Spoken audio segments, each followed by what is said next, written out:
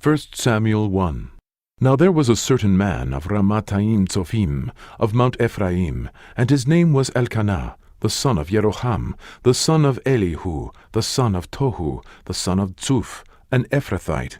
And he had 2 wives. The name of the one was Hannah, and the name of the other was Peninnah. And Peninnah had children, but Hannah had no children. And this man went up out of his city yearly to worship and to sacrifice unto the Lord of hosts in Shiloh. And the 2 sons of Eli, Hophni and Phinehas, the priests of the Lord, were there. And when the time was that Elkanah offered, he gave to Peninnah his wife, and to all her sons and her daughters portions. But unto Hannah he gave a worthy portion, for he loved Hannah. But the Lord had shut up her womb. And her adversary also provoked her sore, for to make her fret, because the Lord had shut up her womb. And as he did so year by year, when she went up to the house of the Lord, so she provoked her. Therefore she wept, and did not eat. Then said Elkanah her husband to her, Hannah, why weepest thou? And why eatest thou not? And why is thy heart grieved? Am not I better to thee than 10 sons? So Hannah rose up after they had eaten in Shiloh, and after they had drunk. Now Eli, the priest, sat upon a seat by a post of the temple of the Lord, and she was in bitterness of soul, and prayed unto the Lord, and wept sore. And she vowed a vow, and said, O Lord of hosts, if thou wilt indeed look on the affliction of thine handmaid, and remember me, and not forget thine handmaid, but wilt give unto thine handmaid a man-child, then I will give him unto the Lord all the days of his life, and there shall no razor come upon his head. And it came to pass, as she continued praying before the Lord, that Eli marked her mouth. Now Hannah, she spake in her heart, only her lips moved, but her voice was not heard. Therefore Eli thought she had been drunken. And Eli said unto her, How long wilt thou be drunken? Put away thy wine from thee. And Hannah answered and said, No, my lord, I am a woman of sorrowful spirit. I have drunk neither wine nor strong drink, but have poured out my soul before the Lord. Count not thine handmaid for a daughter of Belial, for out of the abundance of my complaint and grief have I spoken hitherto. Then Eli answered and said, Go in peace, and the God of Israel grant thee thy petition that thou hast asked of him. And she said, Let thine handmaid find grace in thy sight. So the woman went her way, and did eat, and her countenance was no more sad. And they rose up in the morning early, and worshipped before the Lord, and returned, and came to their house to Ramah. And Elkanah knew Hannah his wife, and the Lord remembered her. Wherefore it came to pass, when the time was come about after Hannah had conceived, that she bare a son, and called his name Samuel, saying, Because I have asked him of the Lord. And the man Elkanah and all his house went up to offer unto the Lord the yearly sacrifice and his vow. But Hannah went not up, for she said unto her husband, I will not go up until the child be weaned, and then I will bring him, that he may appear before the Lord, and there abide forever. And Elkanah her husband said unto her, Do what seemeth thee good. Tarry until thou have weaned him, only the Lord establish his word. So the woman abode, and gave her son suck, until she weaned him. And when she had weaned him, she took him up with her, with 3 bullocks, and 1 ephah of flour, and a bottle of wine, and brought him unto the house of the Lord in Shiloh. And the child was young. And they slew a bullock, and brought the child to Eli. And she said, O my lord, as thy soul liveth, my lord, I am the woman that stood by thee here, praying unto the Lord. For this child I prayed, and the Lord hath given me my petition which I asked of him. Therefore also I have lent him to the Lord. As long as he liveth, he shall be lent to the Lord. And he worshipped the Lord there. 1 Samuel 2. And Hannah prayed, and said, My heart rejoiceth in the Lord. Mine horn is exalted in the Lord. My mouth is enlarged over mine enemies, because I rejoice in thy salvation. There is none holy as the Lord, for there is none beside thee, neither is there any rock like our God. Talk no more so exceedingly proudly. Let not arrogancy come out of your mouth, for the Lord is a God of knowledge, and by him actions are weighed. The bows of the mighty men are broken, and they that stumbled are girded with strength. They that were full have hired out themselves for bread, and they that were hungry ceased, so that the barren hath borne 7, and she that hath many children is waxed feeble. The Lord killeth, and maketh alive. He bringeth down to the grave, and bringeth up. The Lord maketh poor, and maketh rich. He bringeth low, and lifteth up. He raiseth up the poor out of the dust, and lifteth up the beggar from the dunghill, to set them among princes, and to make them inherit the throne of glory. For the pillars of the earth are the Lord's, and he hath set the world upon them. He will keep his feet of his saints, and the wicked shall be silent in darkness, for by strength shall no man prevail. The adversaries of the Lord shall be broken to pieces. Out of heaven shall he thunder upon them. The Lord shall judge the ends of the earth, and he shall give strength unto his king, and exalt the horn of his anointed. Elkanah went to Ramah to his house, and the child did minister unto the Lord before Eli the priest. Now the sons of Eli were sons of Belial. They knew not the Lord. And the priest's custom with the people was that, when any man offered sacrifice, the priest's servant came, while the flesh was in seething, with a flesh-hook of 3 teeth in his hand. And he struck it into the pan, or kettle, or cauldron, or pot. All that the flesh-hook brought up, the priest took for himself. So they did in Shiloh unto all the Israelites that came thither. Also before they burnt the fat, the priest's servant came, and said to the man that sacrificed, Give flesh to roast for the priest, for he will not have sodden flesh of thee, but raw. And if any man said unto him, Let them not fail to burn the fat presently, and then take as much as thy soul desireth, then he would answer him, Nay, but thou shalt give it me now, and if not, I will take it by force. Wherefore the sin of the young men was very great before the Lord, for men abhorred the offering of the Lord. But Samuel ministered before the Lord, being a child, girded with the linen ephod. Moreover, his mother made him a little coat, and brought it to him from year to year, when she came up with her husband to offer the yearly sacrifice. And Eli blessed Elkanah and his wife, and said, The Lord give thee seed of this woman for the loan which is lent to the Lord. And they went unto their own home. And the Lord visited Hannah, so that she conceived, and bare 3 sons and 2 daughters. And the child Samuel grew before the Lord.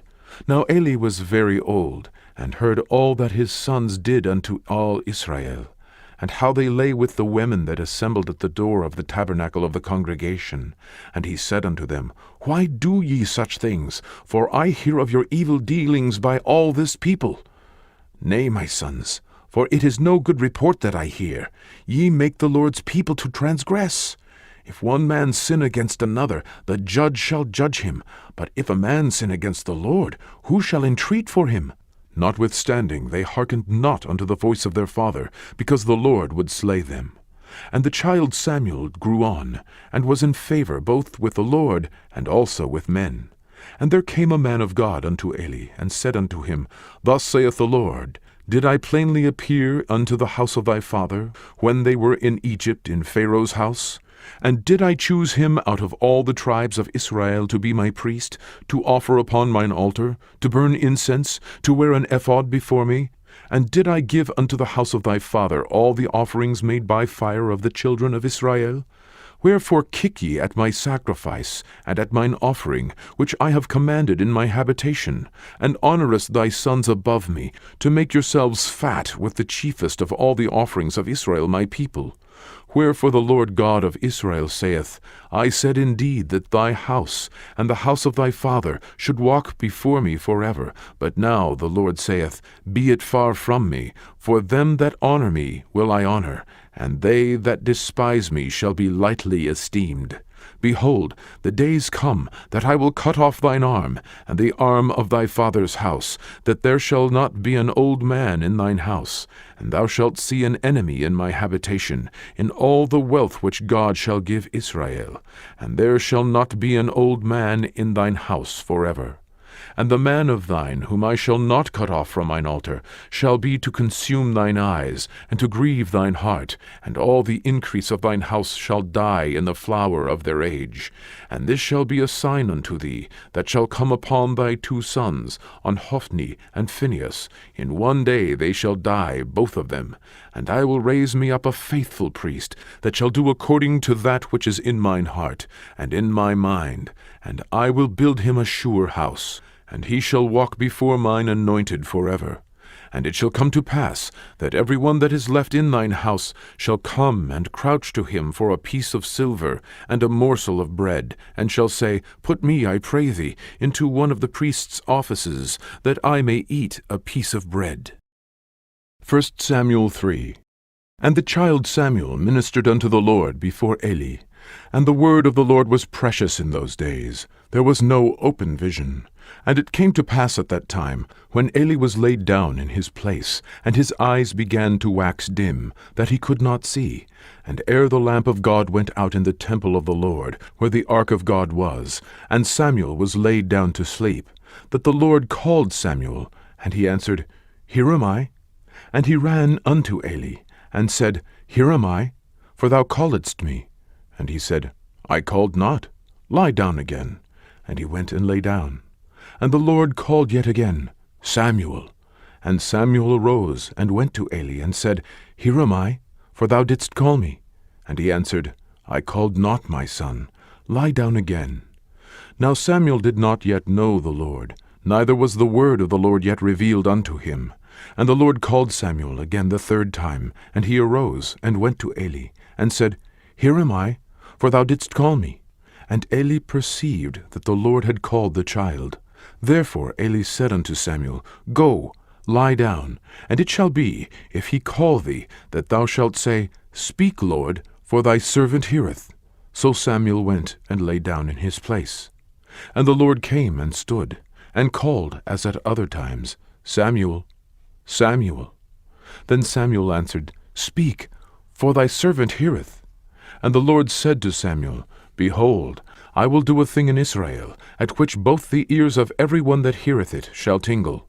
In that day I will perform against Eli all things which I have spoken concerning his house. When I begin, I will also make an end. For I have told him that I will judge his house forever for the iniquity which he knoweth, because his sons made themselves vile, and he restrained them not. And therefore I have sworn unto the house of Eli, that the iniquity of Eli's house shall not be purged with sacrifice nor offering forever. And Samuel lay until the morning, and opened the doors of the house of the Lord. And Samuel feared to show Eli the vision. Then Eli called Samuel, and said, Samuel, my son. And he answered, Here am I. And he said, What is the thing that the Lord hath said unto thee? I pray thee, hide it not from me. God do so to thee, and more also, if thou hide anything from me of all the things that he said unto thee. And Samuel told him every whit, and hid nothing from him. And he said, It is the Lord. Let him do what seemeth him good. And Samuel grew, and the Lord was with him, and did let none of his words fall to the ground. And all Israel from Dan even to Beersheba knew that Samuel was established to be a prophet of the Lord. And the Lord appeared again in Shiloh, for the Lord revealed himself to Samuel in Shiloh by the word of the Lord. 1 Samuel 4. And the word of Samuel came to all Israel. Now Israel went out against the Philistines to battle, and pitched beside Ebenezer. And the Philistines pitched in Aphek. And the Philistines put themselves in array against Israel. And when they joined battle, Israel was smitten before the Philistines. And they slew of the army in the field about 4,000 men. And when the people were come into the camp, the elders of Israel said, Wherefore hath the Lord smitten us today before the Philistines? Let us fetch the ark of the covenant of the Lord out of Shiloh unto us, that when it cometh among us, it may save us out of the hand of our enemies. So the people sent to Shiloh, that they might bring from thence the ark of the covenant of the Lord of hosts, which dwelleth between the cherubims. And the two sons of Eli, Hophni and Phinehas, were there with the ark of the covenant of God. And when the ark of the covenant of the Lord came into the camp, all Israel shouted with a great shout, so that the earth rang again. And when the Philistines heard the noise of the shout, they said, What meaneth the noise of this great shout in the camp of the Hebrews? And they understood that the ark of the Lord was come into the camp. And the Philistines were afraid, for they said, God is come into the camp. And they said, Woe unto us, for there hath not been such a thing heretofore. Woe unto us! Who shall deliver us out of the hand of these mighty gods? These are the gods that smote the Egyptians with all the plagues in the wilderness. Be strong, and quit yourselves like men, O ye Philistines, that ye be not servants unto the Hebrews, as they have been to you. Quit yourselves like men, and fight. And the Philistines fought, and Israel was smitten, and they fled every man into his tent. And there was a very great slaughter, for there fell of Israel 30,000 footmen. And the ark of God was taken, and the two sons of Eli, Hophni and Phinehas, were slain. And there ran a man of Benjamin out of the army, and came to Shiloh the same day with his clothes rent, and with earth upon his head. And when he came, lo, Eli sat upon a seat by the wayside watching, for his heart trembled for the ark of God. And when the man came into the city, and told it, all the city cried out. And when Eli heard the noise of the crying, he said, What meaneth the noise of this tumult? And the man came in hastily, and told Eli. Now Eli was 98 years old, and his eyes were dim, that he could not see. And the man said unto Eli, I am he that came out of the army, and I fled today out of the army. And he said, What is there done, my son? And the messenger answered and said, Israel is fled before the Philistines, and there hath been also a great slaughter among the people, and thy two sons also, Hophni and Phinehas, are dead, and the ark of God is taken. And it came to pass, when he made mention of the ark of God, that he fell from off the seat backward by the side of the gate, and his neck brake, and he died. For he was an old man, and heavy, and he had judged Israel 40 years. And his daughter-in-law, Phinehas' wife, was with child, near to be delivered. And when she heard the tidings that the ark of God was taken, and that her father-in-law and her husband were dead, she bowed herself and travailed, for her pains came upon her. And about the time of her death, the women that stood by her said unto her, Fear not, for thou hast borne a son. But she answered not, neither did she regard it. And she named the child Ichabod, saying, The glory is departed from Israel, because the ark of God was taken, and because of her father-in-law and her husband. And she said, The glory is departed from Israel, for the ark of God is taken. 1 Samuel 5. And the Philistines took the ark of God, and brought it from Ebenezer unto Ashdod. When the Philistines took the ark of God, they brought it into the house of Dagon, and set it by Dagon. And when they of Ashdod arose early on the morrow, behold, Dagon was fallen upon his face to the earth before the ark of the Lord. And they took Dagon, and set him in his place again. And when they arose early on the morrow morning, behold, Dagon was fallen upon his face to the ground before the ark of the Lord. And the head of Dagon, and both the palms of his hands, were cut off upon the threshold. Only the stump of Dagon was left to him. Therefore neither the priests of Dagon, nor any that came into Dagon's house, tread on the threshold of Dagon in Ashdod unto this day. But the hand of the Lord was heavy upon them of Ashdod, and he destroyed them, and smote them with emerods, even Ashdod, and the coasts thereof. And when the men of Ashdod saw that it was so, they said, The ark of the God of Israel shall not abide with us, for his hand is sore upon us, and upon Dagon our God. They sent therefore, and gathered all the lords of the Philistines unto them, and said, What shall we do with the ark of the God of Israel? And they answered, Let the ark of the God of Israel be carried about unto Gath. And they carried the ark of the God of Israel about thither. And it was so, that after they had carried it about, the hand of the Lord was against the city with a very great destruction. And he smote the men of the city, both small and great, and they had emerods in their secret parts. Therefore they sent the ark of God to Ekron.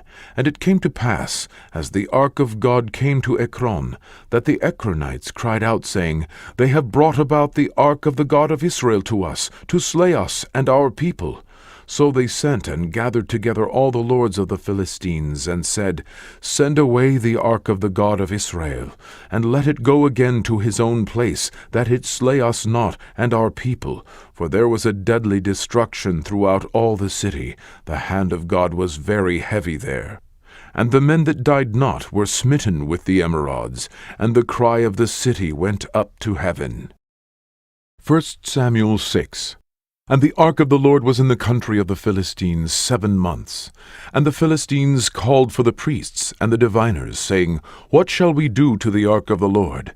Tell us wherewith we shall send it to his place. And they said, If ye send away the ark of the God of Israel, send it not empty, but in any wise return him a trespass offering. Then ye shall be healed, and it shall be known to you why his hand is not removed from you. Then said they, What shall be the trespass offering which we shall return to him?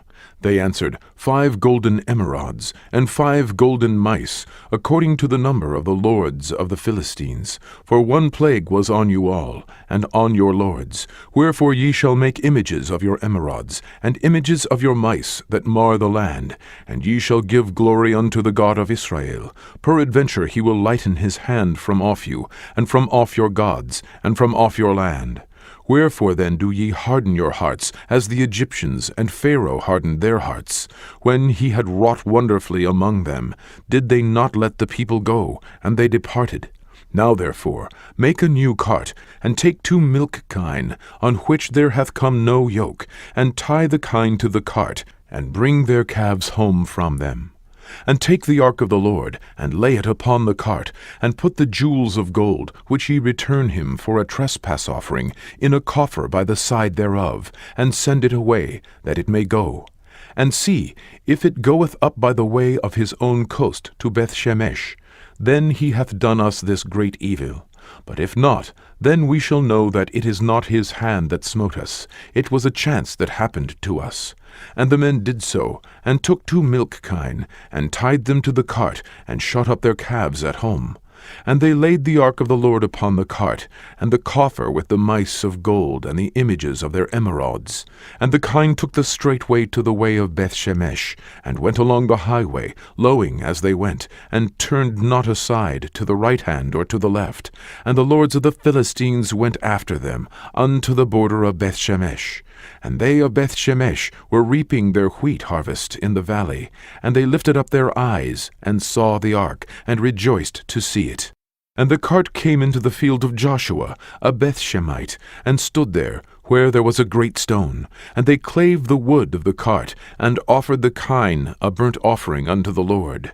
And the Levites took down the ark of the Lord, and the coffer that was with it, wherein the jewels of gold were, and put them on the great stone.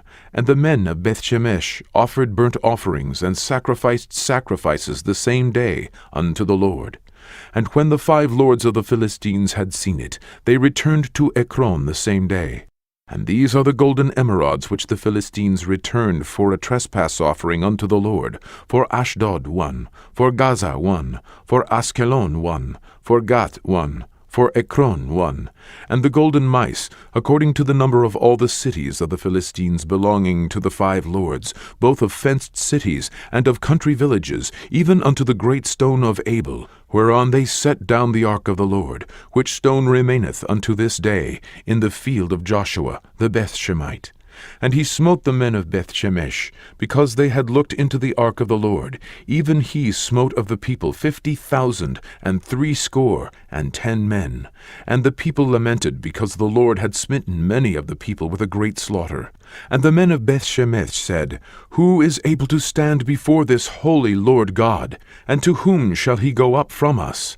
And they sent messengers to the inhabitants of Kiriath-Jearim, saying, The Philistines have brought again the ark of the Lord.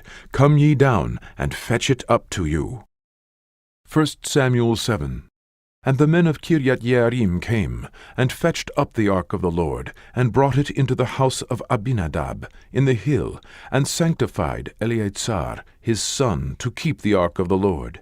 And it came to pass, while the ark abode in Kiriath-Jearim, that the time was long, for it was 20 years, and all the house of Israel lamented after the Lord.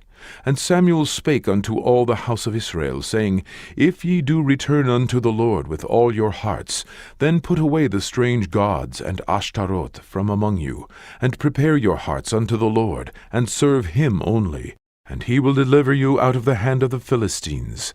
Then the children of Israel did put away Baalim and Ashtaroth, and served the Lord only. And Samuel said, Gather all Israel to Mizpeh, and I will pray for you unto the Lord. And they gathered together to Mizpeh, and drew water, and poured it out before the Lord, and fasted on that day, and said there, We have sinned against the Lord. And Samuel judged the children of Israel in Mizpeh. And when the Philistines heard that the children of Israel were gathered together to Mizpeh, the lords of the Philistines went up against Israel. And when the children of Israel heard it, they were afraid of the Philistines. And the children of Israel said to Samuel, Cease not to cry unto the Lord our God for us, that he will save us out of the hand of the Philistines. And Samuel took a sucking lamb, and offered it for a burnt offering holy unto the Lord. And Samuel cried unto the Lord for Israel, and the Lord heard him. And as Samuel was offering up the burnt offering, the Philistines drew near to battle against Israel. But the Lord thundered with a great thunder on that day upon the Philistines, and discomfited them, and they were smitten before Israel. And the men of Israel went out of Mizpeh, and pursued the Philistines, and smote them until they came under Bethkar. Then Samuel took a stone, and set it between Mizpeh and Shen, and called the name of it Ebenezer, saying, Hitherto hath the Lord helped us. So the Philistines were subdued, and they came no more into the coast of Israel. And the hand of the Lord was against the Philistines all the days of Samuel. And the cities which the Philistines had taken from Israel were restored to Israel, from Ekron even unto Gath. And the coasts thereof did Israel deliver out of the hands of the Philistines, and there was peace between Israel and the Amorites. And Samuel judged Israel all the days of his life, and he went from year to year in circuit to Bethel and Gilgal and Mizpeh, and judged Israel in all those places. And his return was to Ramah, for there was his house, and there he judged Israel, and there he built an altar unto the Lord. 1 Samuel 8. And it came to pass, when Samuel was old, that he made his sons judges over Israel. Now the name of his firstborn was Joel, and the name of his second Abiah. They were judges in Beersheba. And his sons walked not in his ways, but turned aside after lucre, and took bribes, and perverted judgment. Then all the elders of Israel gathered themselves together, and came to Samuel unto Ramah, and said unto him, Behold, thou art old, and thy sons walk not in thy ways. Now make us a king to judge us like all the nations. But the thing displeased Samuel, when they said, Give us a king to judge us. And Samuel prayed unto the Lord. And the Lord said unto Samuel, Hearken unto the voice of the people in all that they say unto thee, for they have not rejected thee, but have rejected me, that I should not reign over them, according to all the works which they have done since the day that I brought them up out of Egypt, even unto this day, wherewith they have forsaken me, and served other gods, so do they also unto thee. Now therefore hearken unto their voice, howbeit yet protest solemnly unto them, and show them the manner of the king that shall reign over them. And Samuel told all the words of the Lord unto the people that asked of him a king. And he said, This will be the manner of the king that shall reign over you. He will take your sons, and appoint them for himself, for his chariots, and to be his horsemen, and some shall run before his chariots. And he will appoint him captains over thousands, and captains over 50s, and will set them to ear his ground, and to reap his harvest, and to make his instruments of war, and instruments of his chariots. And he will take your daughters to be confectionaries, and to be cooks, and to be bakers. And he will take your fields, and your vineyards, and your olive yards, even the best of them, and give them to his servants. And he will take the tenth of your seed, and of your vineyards, and give to his officers, and to his servants. And he will take your your menservants and your maidservants, and your goodliest young men, and your asses, and put them to his work. He will take the 10th of your sheep, and ye shall be his servants. And ye shall cry out in that day because of your king which ye shall have chosen you, and the Lord will not hear you in that day. Nevertheless the people refused to obey the voice of Samuel, and they said, Nay, but we will have a king over us, that we also may be like all the nations, and that our king may judge us, and go out before us, and fight our battles. And Samuel heard all the words of the people, and he rehearsed them in the ears of the Lord. And the Lord said to Samuel, Hearken unto their voice, and make them a king. And Samuel said unto the men of Israel, Go ye, every man unto his city. 1 Samuel 9.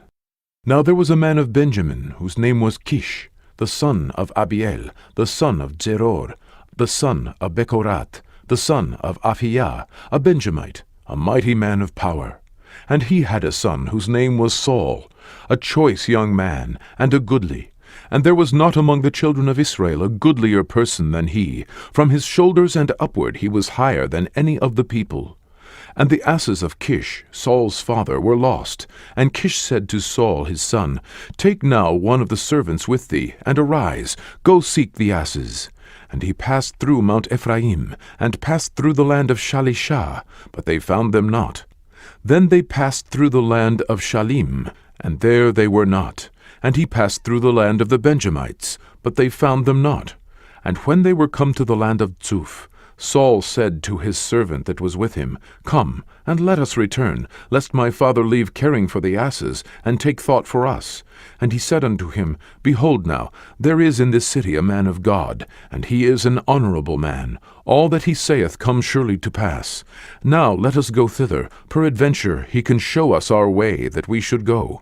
Then said Saul to his servant, But behold, if we go, what shall we bring the man? For the bread is spent in our vessels, and there is not a present to bring to the man of God. What have we? And the servant answered Saul again, and said, Behold, I have here at hand the 4th part of a shekel of silver. That will I give to the man of God, to tell us our way. Beforetime in Israel, when a man went to inquire of God, thus he spake, Come, and let us go to the seer, for he that is now called a prophet was beforetime called a seer. Then said Saul to his servant, Well said, Come, let us go. So they went unto the city where the man of God was. And as they went up the hill to the city, they found young maidens going out to draw water, and said unto them, Is the seer here? And they answered them, and said, He is. Behold, he is before you. Make haste now, for he came today to the city, for there is a sacrifice of the people today in the high place. As soon as ye be come into the city, ye shall straightway find him, before he go up to the high place to eat, for the people will not eat until he come, because he doth bless the sacrifice, and afterwards they eat that be bidden. Now therefore get you up, for about this time ye shall find him. And they went up into the city. And when they were come into the city, behold, Samuel came out against them, for to go up to the high place. Now the Lord had told Samuel in his ear a day before Saul came, saying, Tomorrow about this time I will send thee a man out of the land of Benjamin, and thou shalt anoint him to be captain over my people Israel, that he may save my people out of the hand of the Philistines. For I have looked upon my people, because their cry is come unto me. And when Samuel saw Saul, the Lord said unto him, Behold, the man whom I spake to thee of, this same shall reign over my people. Then Saul drew near to Samuel in the gate, and said, Tell me, I pray thee, where the seer's house is. And Samuel answered Saul, and said, I am the seer. Go up before me unto the high place, for ye shall eat with me today, and tomorrow I will let thee go, and will tell thee all that is in thine heart. And as for thine asses that were lost 3 days ago, set not thy mind on them, for they are found. And on whom is all the desire of Israel? Is it not on thee, and on all thy father's house? And Saul answered and said, Am not I a Benjamite, of the smallest of the tribes of Israel? And my family the least of all the families of the tribe of Benjamin? Wherefore then speakest thou so to me? And Samuel took Saul and his servant, and brought them into the parlor, and made them sit in the chiefest place among them that were bidden, which were about 30 persons. And Samuel said unto the cook, Bring the portion which I gave thee, of which I said unto thee, Set it by thee. And the cook took up the shoulder, and that which was upon it, and set it before Saul. And Samuel said, Behold, that which is left, set it before thee, and eat. For unto this time hath it been kept for thee, since I said, I have invited the people. So Saul did eat with Samuel that day. And when they were come down from the high place into the city, Samuel communed with Saul upon the top of the house.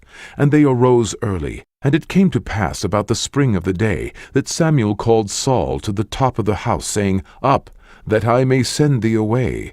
And Saul arose, and they went out, both of them, he and Samuel, abroad. And as they were going down to the end of the city, Samuel said to Saul, Bid the servants pass on before us. And he passed on. But stand thou still a while, that I may show thee the word of God. 1 Samuel 10. Then Samuel took a vial of oil, and poured it upon his head, and kissed him, and said, Is it not because the Lord hath anointed thee to be captain over his inheritance? When thou art departed from me today, then thou shalt find 2 men by Rachel's sepulchre in the border of Benjamin at Zelzah. And they will say unto thee, The asses which thou wentest to seek are found, and lo, thy father hath left the care of the asses, and sorroweth for you, saying, What shall I do for my son? Then shalt thou go on forward from thence, and thou shalt come to the plain of Tabor, and there shall meet thee 3 men going up to God to Bethel, one carrying 3 kids, and another carrying 3 loaves of bread, and another carrying a bottle of wine. And they will salute thee, and give thee 2 loaves of bread, which thou shalt receive of their hands. After that thou shalt come to the hill of God, where is the garrison of the Philistines. And it shall come to pass, when thou art come thither to the city, that thou shalt meet a company of prophets coming down from the high place with a psaltery, and a tabret, and a pipe, and a harp before them, and they shall prophesy. And the Spirit of the Lord will come upon thee, and thou shalt prophesy with them, and shalt be turned into another man. And let it be, when these signs are come unto thee, that thou do as occasion serve thee, for God is with thee. And thou shalt go down before me to Gilgal, and behold, I will come down unto thee, to offer burnt offerings, and to sacrifice sacrifices of peace offerings. 7 days shalt thou tarry, till I come to thee, and show thee what thou shalt do. And it was so, that when he had turned his back to go from Samuel, God gave him another heart, and all those signs came to pass that day. And when they came thither to the hill, behold, a company of prophets met him, and the Spirit of God came upon him, and he prophesied among them.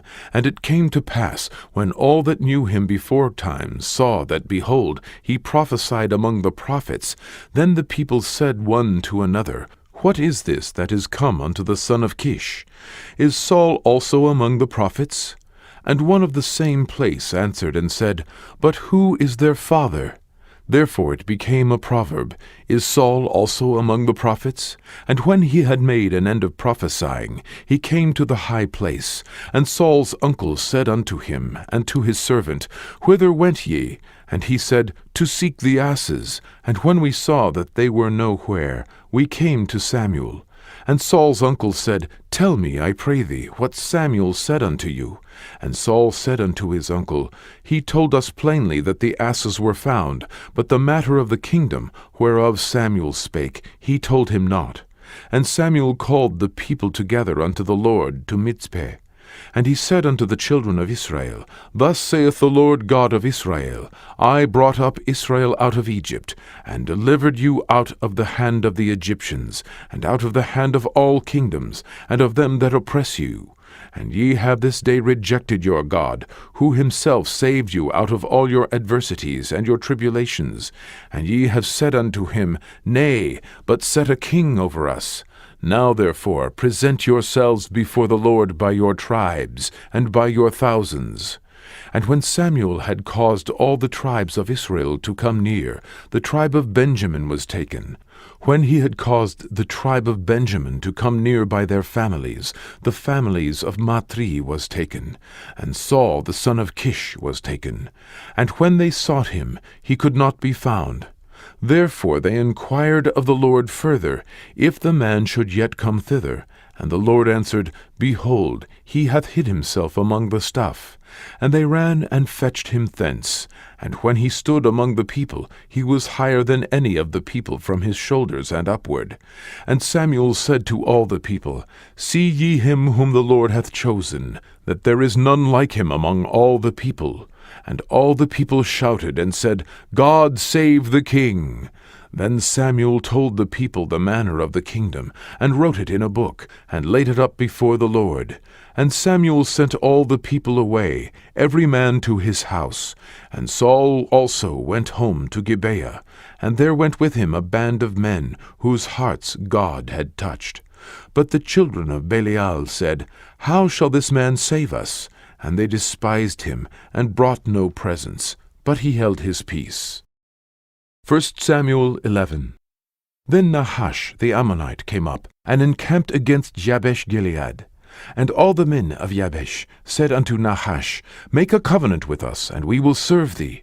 And Nahash the Ammonite answered them, On this condition will I make a covenant with you, that I may thrust out all your right eyes, and lay it for a reproach upon all Israel.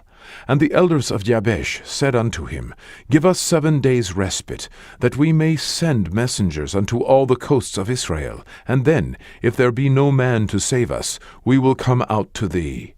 Then came the messengers of Gibeah of Saul, and told the tidings in the ears of the people, and all the people lifted up their voices and wept. And behold, Saul came after the herd out of the field. And Saul said, What aileth the people that they weep? And they told him the tidings of the men of Jabesh. And the Spirit of God came upon Saul when he heard those tidings, and his anger was kindled greatly. And he took a yoke of oxen, and hewed them in pieces, and sent them throughout all the coasts of Israel by the hands of messengers, saying, Whosoever cometh not forth after Saul and after Samuel, so shall it be done unto his oxen. And the fear of the Lord fell on the people, and they came out with one consent. And when he numbered them in Bezek, the children of Israel were 300,000, and the men of Judah 30,000. And they said unto the messengers that came, Thus shall ye say unto the men of Jabesh-Gilead, Tomorrow by that time the sun be hot, ye shall have help. And the messengers came and showed it to the men of Jabesh, and they were glad. Therefore the men of Jabesh said, Tomorrow we will come out unto you, and ye shall do with us all that seemeth good unto you. And it was so on the morrow, that Saul put the people in 3 companies, and they came into the midst of the host in the morning watch, and slew the Ammonites until the heat of the day. And it came to pass that they which remained were scattered, so that 2 of them were not left together. And the people said unto Samuel, Who is he that said, Shall Saul reign over us? Bring the men, that we may put them to death. And Saul said, There shall not a man be put to death this day, for today the Lord hath wrought salvation in Israel. Then said Samuel to the people, Come, and let us go to Gilgal, and renew the kingdom there. And all the people went to Gilgal, and there they made Saul king before the Lord in Gilgal. And there they sacrificed sacrifices of peace offerings before the Lord. And there Saul and all the men of Israel rejoiced greatly. 1 Samuel 12. And Samuel said unto all Israel, Behold, I have hearkened unto your voice in all that ye said unto me, and have made a king over you. And now, behold, the king walketh before you. And I am old and grey-headed, and behold, my sons are with you, and I have walked before you from my childhood unto this day. Behold, here I am. Witness against me before the Lord, and before his anointed, whose ox have I taken? Or whose ass have I taken? Or whom have I defrauded? Whom have I oppressed? Or of whose hand have I received any bribe to blind mine eyes therewith? And I will restore it you. And they said, Thou hast not defrauded us, nor oppressed us, neither hast thou taken aught of any man's hand. And he said unto them, The Lord is witness against you, and his anointed is witness this day, that ye have not found aught in my hand. And they answered, He is witness. And Samuel said unto the people, It is the Lord that advanced Moses and Aaron, and that brought your fathers up out of the land of Egypt. Now therefore stand still, that I may reason with you before the Lord of all the righteous acts of the Lord, which he did to you and to your fathers. When Jacob was come into Egypt, and your fathers cried unto the Lord, then the Lord sent Moses and Aaron, which brought forth your fathers out of Egypt, and made them dwell in this place. And when they forgat the Lord their God, he sold them into the hand of Sisera, captain of the host of Hatzor, and into the hand of the Philistines, and into the hand of the king of Moab, and they fought against them. And they cried unto the Lord, and said, We have sinned, because we have forsaken the Lord, and have served Baalim and Ashtaroth. But now deliver us out of the hand of our enemies, and we will serve thee. And the Lord sent Jerubbaal, and Bedan, and Jephthah, and Samuel, and delivered you out of the hand of your enemies on every side, and ye dwelled safe. And when ye saw that Nahash the king of the children of Ammon came against you, ye said unto me, Nay, but a king shall reign over us, when the Lord your God was your king. Now therefore, behold the king whom ye have chosen, and whom ye have desired, and behold, the Lord hath set a king over you. If ye will fear the Lord, and serve him, and obey his voice, and not rebel against the commandment of the Lord, then shall both ye and also the king that reigneth over you continue following the Lord your God. But if ye will not obey the voice of the Lord, but rebel against the commandment of the Lord, then shall the hand of the Lord be against you, as it was against your fathers. Now therefore stand and see this great thing which the Lord will do before your eyes. Is it not wheat harvest today? I will call unto the Lord, and he shall send thunder and rain, that ye may perceive and see that your wickedness is great, which ye have done in the sight of the Lord, in asking you a king. So Samuel called unto the Lord, and the Lord sent thunder and rain that day, and all the people greatly feared the Lord and Samuel. And all the people said unto Samuel, Pray for thy servants unto the Lord thy God, that we die not. For we have added unto all our sins this evil, to ask us a king. And Samuel said unto the people, Fear not. Ye have done all this wickedness, yet turn not aside from following the Lord, but serve the Lord with all your heart. And turn ye not aside, for then should ye go after vain things, which cannot profit nor deliver, for they are vain. For the Lord will not forsake his people for his great name's sake, because it hath pleased the Lord to make you his people. Moreover, as for me, God forbid that I should sin against the Lord in ceasing to pray for you, but I will teach you the good and the right way. Only fear the Lord, and serve him in truth with all your heart, for consider how great things he hath done for you. But if ye shall still do wickedly, ye shall be consumed, both ye and your king. 1 Samuel 13. Saul reigned 1 year, and when he had reigned 2 years over Israel, Saul chose him 3,000 men of Israel, where 2,000 were with Saul in Michmash and in Mount Bethel, and 1,000 were with Jonathan in Gibeah of Benjamin. And the rest of the people he sent every man to his tent. And Jonathan smote the garrison of the Philistines that was in Geba. And the Philistines heard of it, and Saul blew the trumpet throughout all the land, saying, Let the Hebrews hear. And all Israel heard say that Saul had smitten a garrison of the Philistines, and that Israel also was had in abomination with the Philistines. And the people were called together after Saul to Gilgal. And the Philistines gathered themselves together to fight with Israel, 30,000 chariots, and 6,000 horsemen, and people as the sand which is on the seashore in multitude. And they came up and pitched in Michmash, eastward from Beth-aven.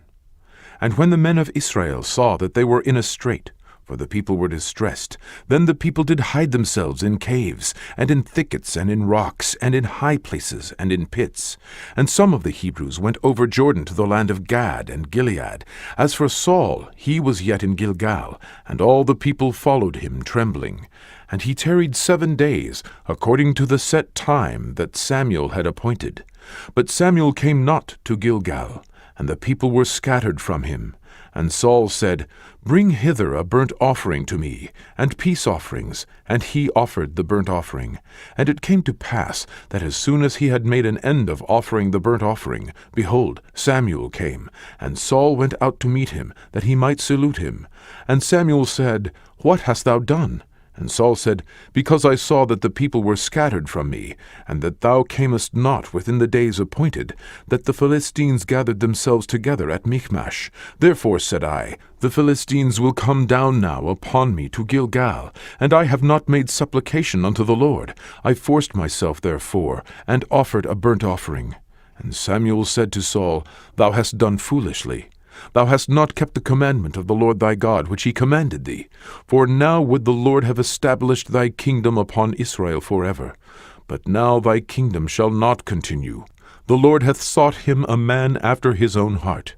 And the Lord hath commanded him to be a captain over his people, because thou hast not kept that which the Lord commanded thee. And Samuel arose, and gat him up from Gilgal unto Gibeah of Benjamin. And Saul numbered the people that were present with him, about 600 men. And Saul, and Jonathan his son, and the people that were present with them, abode in Gibeah of Benjamin. But the Philistines encamped in Michmash. And the spoilers came out of the camp of the Philistines in 3 companies. One company turned unto the way that leadeth to Ophrah, unto the land of Shual. And another company turned the way to Bethhoron, and another company turned to the way of the border that looketh to the valley of Zeboim, toward the wilderness.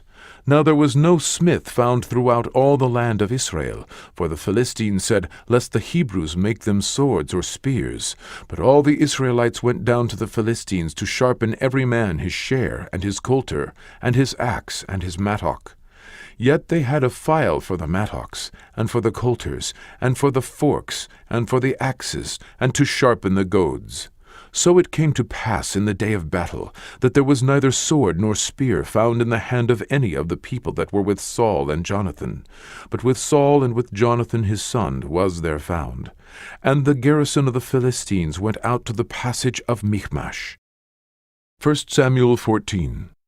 Now it came to pass upon a day, that Jonathan the son of Saul said unto the young man that bare his armor, Come, and let us go over to the Philistines' garrison, that is on the other side. But he told not his father. And Saul tarried in the uttermost part of Gibeah, under a pomegranate tree which is in Migron. And the people that were with him were about 600 men. And Ahiah the son of Ahitub, Ichabod's brother, the son of Phinehas, the son of Eli, the Lord's priest in Shiloh, wearing an ephod. And the people knew not that Jonathan was gone. And between the passages by which Jonathan sought to go over unto the Philistines' garrison, there was a sharp rock on the one side, and a sharp rock on the other side, and the name of the one was Botzets, and the name of the other Seneh. The forefront of the one was situate northward over against Michmash, and the other southward over against Gibeah. And Jonathan said to the young man that bare his armor, Come, and let us go over unto the garrison of these uncircumcised. It may be that the Lord will work for us, for there is no restraint to the Lord, to save by many or by few. And his armor-bearers said unto him, Do all that is in thine heart. Turn thee, behold, I am with thee according to thy heart. Then said Jonathan, Behold, we will pass over unto these men, and we will discover ourselves unto them. If they say thus unto us, Tarry until we come to you, then we will stand still in our place, and will not go up unto them. But if they say thus, Come up unto us, then we will go up, for the Lord hath delivered them into our hand, and this shall be a sign unto us. And both of them discovered themselves unto the garrison of the Philistines. And the Philistines said, Behold, the Hebrews come forth out of the holes where they had hid themselves. And the men of the garrison answered Jonathan and his armor-bearer, and said, Come up to us, and we will show you a thing. And Jonathan said unto his armor-bearer, Come up after me, for the Lord hath delivered them into the hand of Israel. And Jonathan climbed up upon his hands and upon his feet, and his armor-bearer after him. And they fell before Jonathan, and his armor-bearer slew after him. And that first slaughter which Jonathan and his armor-bearer made was about 20 men, within as it were an half acre of land, which a yoke of oxen might plough. And there was trembling in the host, in the field, and among all the people. The garrison and the spoilers, they also trembled, and the earth quaked, so it was a very great trembling. And the watchmen of Saul in Gibeah of Benjamin looked, and behold, the multitude melted away, and they went on beating down one another. Then said Saul unto the people that were with him, Number now, and see who is gone from us. And when they had numbered, behold, Jonathan and his armor-bearer were not there. And Saul said unto Ahiah, Bring hither the ark of God, for the ark of God was at that time with the children of Israel. And it came to pass, while Saul talked unto the priest, that the noise that was in the host of the Philistines went on and increased. And Saul said unto the priest, Withdraw thine hand.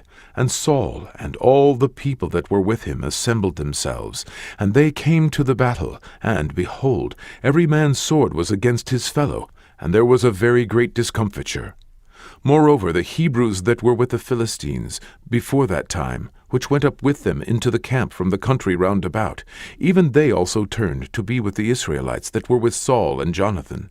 Likewise all the men of Israel which had hid themselves in Mount Ephraim, when they heard that the Philistines fled, even they also followed hard after them in the battle. So the Lord saved Israel that day, and the battle passed over unto Bet-aven. And the men of Israel were distressed that day, for Saul had adjured the people, saying, Cursed be the man that eateth any food until evening, that I may be avenged on mine enemies. So none of the people tasted any food. And all they of the land came to a wood, and there was honey upon the ground. And when the people were come into the wood, behold, the honey dropped, but no man put his hand to his mouth, for the people feared the oath. But Jonathan heard not when his father charged the people with the oath. Wherefore he put forth the end of the rod that was in his hand, and dipped it in an honeycomb, and put his hand to his mouth, and his eyes were enlightened. Then answered one of the people, and said, Thy father straitly charged the people with an oath, saying, Cursed be the man that eateth any food this day. And the people were faint. Then said Jonathan, My father hath troubled the land. See, I pray you, how mine eyes have been enlightened, because I tasted a little of this honey. How much more, if haply the people had eaten freely today of the spoil of their enemies which they found? For had there not been now a much great slaughter among the Philistines? And they smote the Philistines that day from Michmash to Ayalon, and the people were very faint. And the people flew upon the spoil, and took sheep, and oxen, and calves, and slew them on the ground, and the people did eat them with the blood. Then they told Saul, saying, Behold, the people sin against the Lord, in that they eat with the blood. And he said, Ye have transgressed. Roll a great stone unto me this day. And Saul said, Disperse yourselves among the people, and say unto them, Bring me hither every man his ox, and every man his sheep, and slay them here, and eat, and sin not against the Lord in eating with the blood. And all the people brought every man his ox with him that night, and slew them there. And Saul built an altar unto the Lord. The same was the first altar that he built unto the Lord. And Saul said, Let us go down after the Philistines by night, and spoil them until the morning light, and let us not leave a man of them. And they said, Do whatsoever seemeth good unto thee. Then said the priest, Let us draw near hither unto God. And Saul asked counsel of God, Shall I go down after the Philistines? Wilt thou deliver them into the hand of Israel? But he answered him not that day. And Saul said, Draw ye near hither, all the chief of the people, and know and see wherein this sin hath been this day. For as the Lord liveth, which saveth Israel, though it be in Jonathan my son, he shall surely die. But there was not a man among all the people that answered him. Then said he unto all Israel, Be ye on one side, and I and Jonathan my son will be on the other side. And the people said unto Saul, Do what seemeth good unto thee. Therefore Saul said unto the Lord God of Israel, Give a perfect lot. And Saul and Jonathan were taken, but the people escaped. And Saul said, Cast lots between me and Jonathan my son. And Jonathan was taken.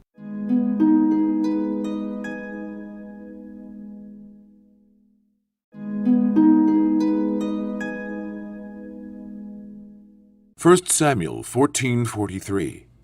Then Saul said to Jonathan, Tell me what thou hast done. And Jonathan told him, and said, I did but taste a little honey with the end of the rod that was in mine hand, and lo, I must die. And Saul answered, God do so and more also, for thou shalt surely die, Jonathan.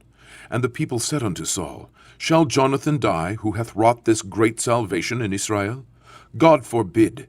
As the Lord liveth, there shall not one hair of his head fall to the ground, for he hath wrought with God this day. So the people rescued Jonathan, that he died not. Then Saul went up from following the Philistines, and the Philistines went to their own place.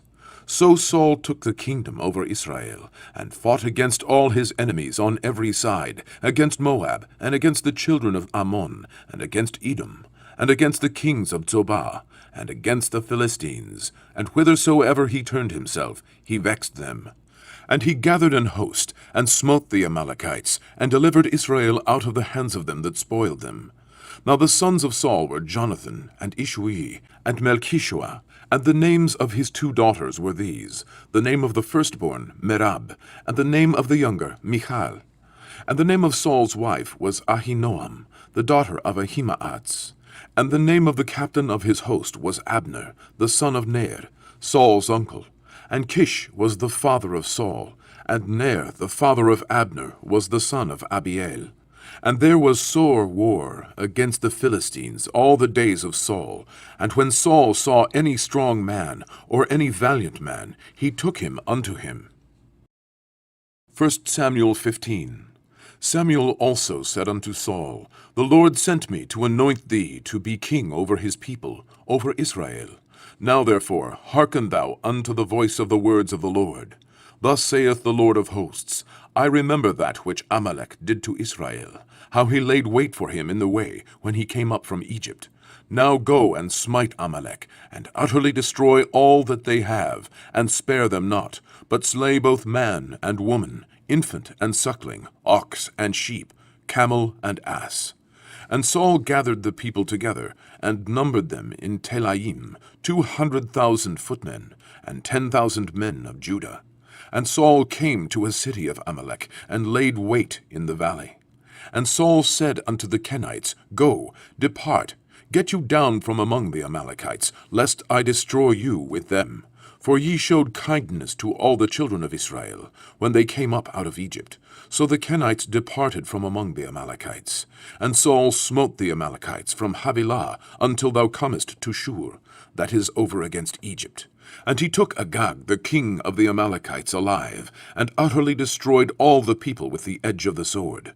But Saul and the people spared Agag, and the best of the sheep, and of the oxen, and of the fatlings, and of the lambs, and all that was good, and would not utterly destroy them, but everything that was vile and refuse, that they destroyed utterly. Then came the word of the Lord unto Samuel, saying, It repenteth me that I have set up Saul to be king, for he is turned back from following me, and hath not performed my commandments. And it grieved Samuel, and he cried unto the Lord all night. And when Samuel rose early to meet Saul in the morning, it was told Samuel, saying, Saul came to Carmel, and behold, he set him up a place, and is gone about, and passed on, and gone down to Gilgal. And Samuel came to Saul, and Saul said unto him, Blessed be thou of the Lord, I have performed the commandment of the Lord. And Samuel said, What meaneth then this bleating of the sheep in mine ears, and the lowing of the oxen which I hear? And Saul said, They have brought them from the Amalekites, for the people spared the best of the sheep and of the oxen, to sacrifice unto the Lord thy God, and the rest we have utterly destroyed. Then Samuel said unto Saul, Stay, and I will tell thee what the Lord hath said to me this night. And he said unto him, Say on. And Samuel said, When thou wast little in thine own sight, wast thou not made the head of the tribes of Israel? And the Lord anointed thee king over Israel? And the Lord sent thee on a journey, and said, Go and utterly destroy the sinners, the Amalekites, and fight against them until they be consumed. Wherefore then didst thou not obey the voice of the Lord, but didst fly upon the spoil, and didst evil in the sight of the Lord? And Saul said unto Samuel, Yea, I have obeyed the voice of the Lord, and have gone the way which the Lord sent me, and have brought Agag, the king of Amalek, and have utterly destroyed the Amalekites. But the people took of the spoil, sheep and oxen, the chief of the things which should have been utterly destroyed, to sacrifice unto the Lord thy God in Gilgal. And Samuel said, Hath the Lord as great delight in burnt offerings and sacrifices as in obeying the voice of the Lord?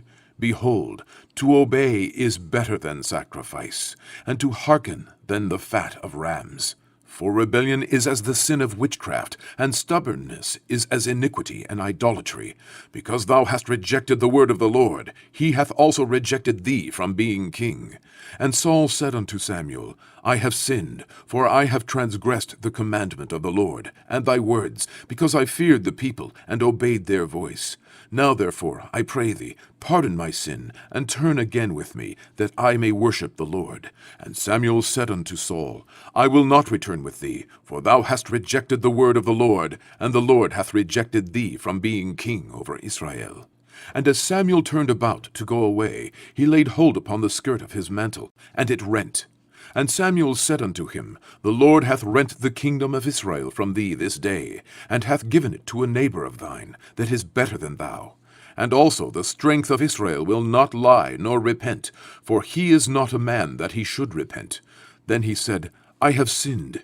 Yet honor me now, I pray thee, before the elders of my people and before Israel, and turn again with me, that I may worship the Lord thy God. So Samuel turned again after Saul, and Saul worshipped the Lord. Then said Samuel, Bring ye hither to me Agag, the king of the Amalekites. And Agag came unto him delicately. And Agag said, Surely the bitterness of death is past. And Samuel said, As thy sword hath made women childless, so shall thy mother be childless among women. And Samuel hewed Agag in pieces before the Lord in Gilgal. Then Samuel went to Ramah, and Saul went up to his house to Gibeah of Saul. And Samuel came no more to see Saul until the day of his death. Nevertheless, Samuel mourned for Saul, and the Lord repented that he had made Saul king over Israel. 1 Samuel 16. And the Lord said unto Samuel, How long wilt thou mourn for Saul, seeing I have rejected him from reigning over Israel? Fill thine horn with oil, and go. I will send thee to Jesse the Bethlehemite, for I have provided me a king among his sons. And Samuel said, How can I go? If Saul hear it, he will kill me. And the Lord said, Take an heifer with thee, and say, I am come to sacrifice to the Lord. And call Jesse to the sacrifice, and I will show thee what thou shalt do. And thou shalt anoint unto me him whom I name unto thee.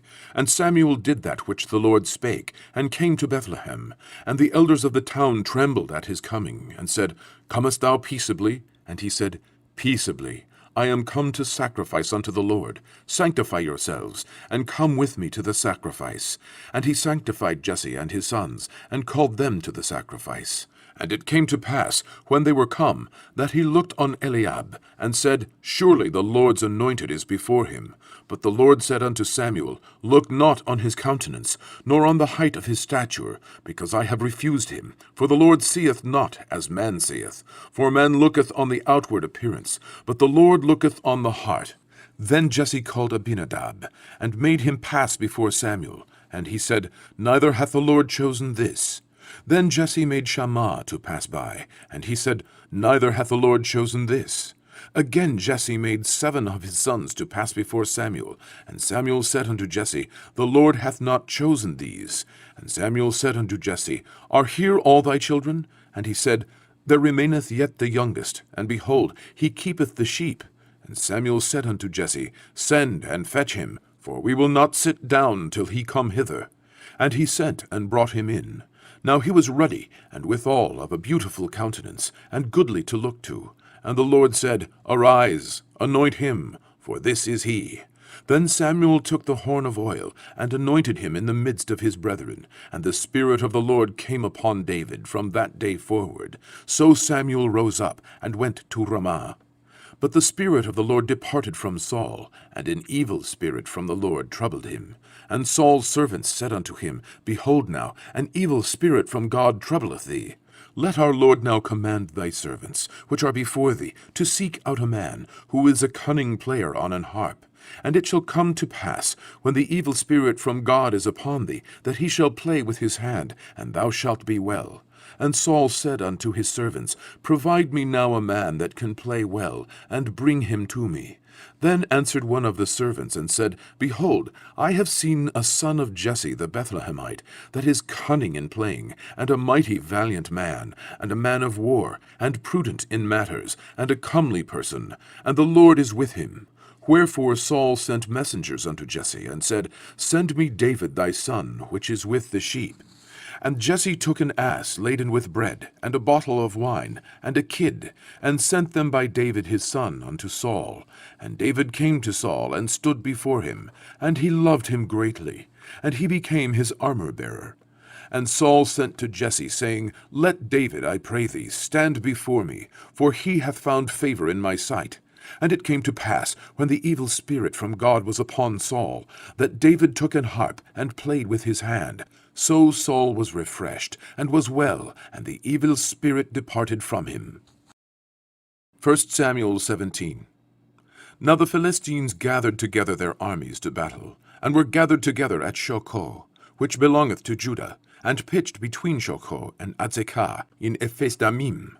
And Saul and the men of Israel were gathered together, and pitched by the valley of Elah, and set the battle in array against the Philistines. And the Philistines stood on a mountain on the one side, and Israel stood on a mountain on the other side, and there was a valley between them. And there went out a champion out of the camp of the Philistines, named Goliath of Gath, whose height was 6 cubits and a span. And he had an helmet of brass upon his head, and he was armed with a coat of mail, and the weight of the coat was 5,000 shekels of brass. And he had greaves of brass upon his legs, and a target of brass between his shoulders. And the staff of his spear was like a weaver's beam, and his spear's head weighed 600 shekels of iron, and one bearing a shield went before him. And he stood and cried unto the armies of Israel, and said unto them, Why are ye come out to set your battle in array? Am I not a Philistine, and ye servants to Saul? Choose you a man for you, and let him come down to me. If he be able to fight with me, and to kill me, then will we be your servants. But if I prevail against him, and kill him, then shall ye be our servants, and serve us. And the Philistine said, I defy the armies of Israel this day. Give me a man, that we may fight together. When Saul and all Israel heard those words of the Philistine, they were dismayed and greatly afraid.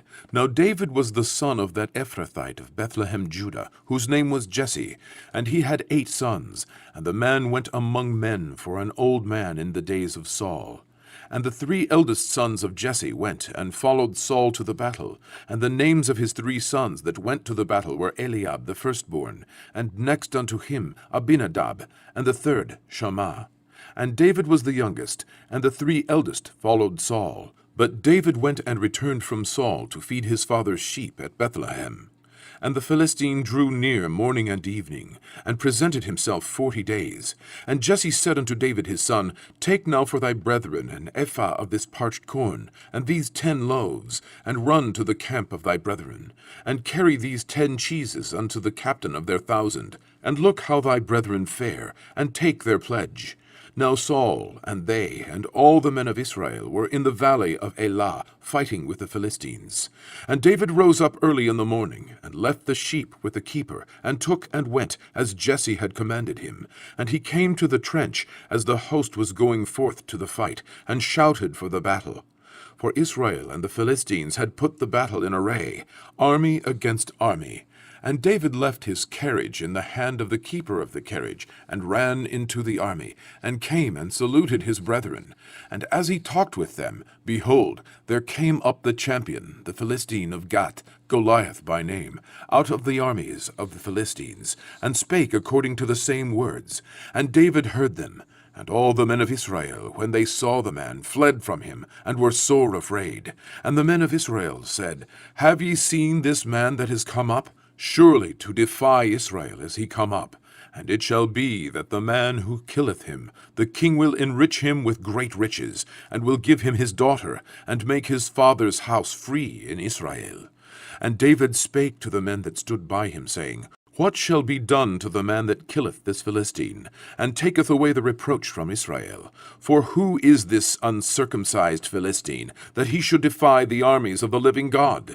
And the people answered him after this manner, saying, So shall it be done to the man that killeth him. And Eliab, his eldest brother, heard when he spake unto the men. And Eliab's anger was kindled against David. And he said, Why camest thou down hither? And with whom hast thou left those few sheep in the wilderness? I know thy pride, and the naughtiness of thine heart.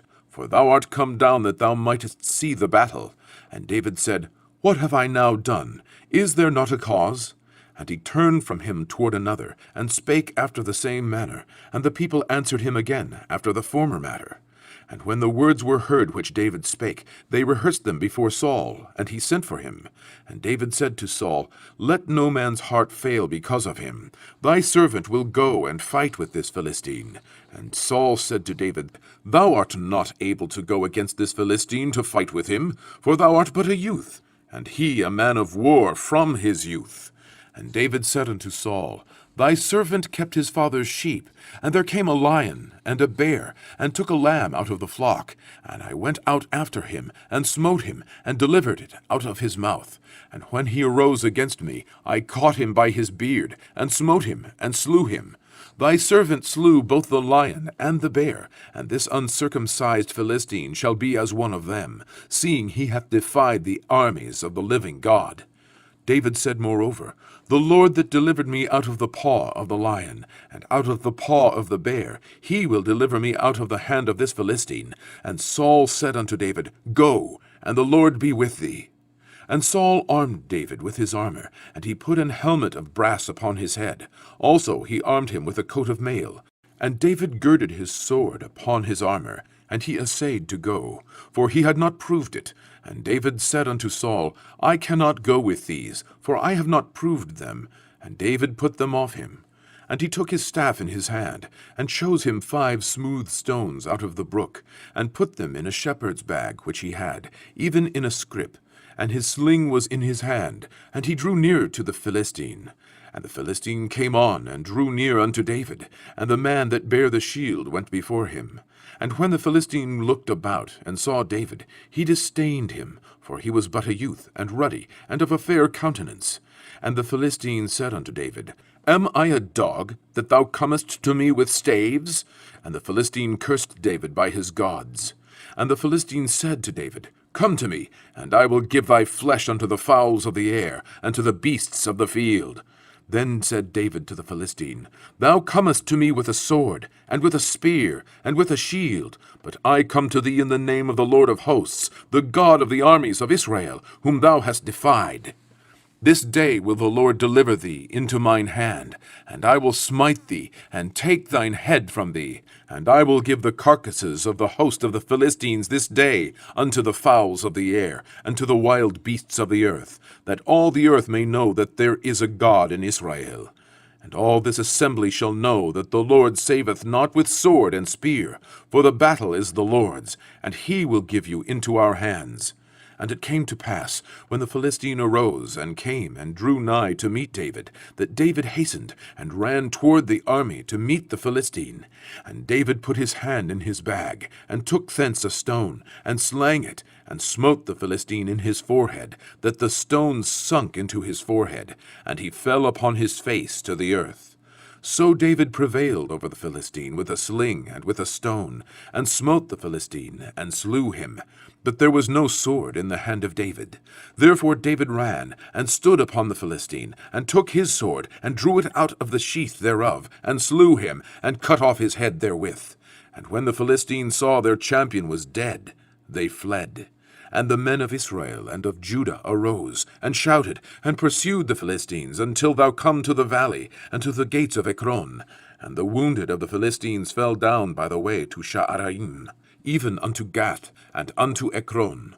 And the children of Israel returned from chasing after the Philistines, and they spoiled their tents. And David took the head of the Philistine, and brought it to Jerusalem, but he put his armor in his tent.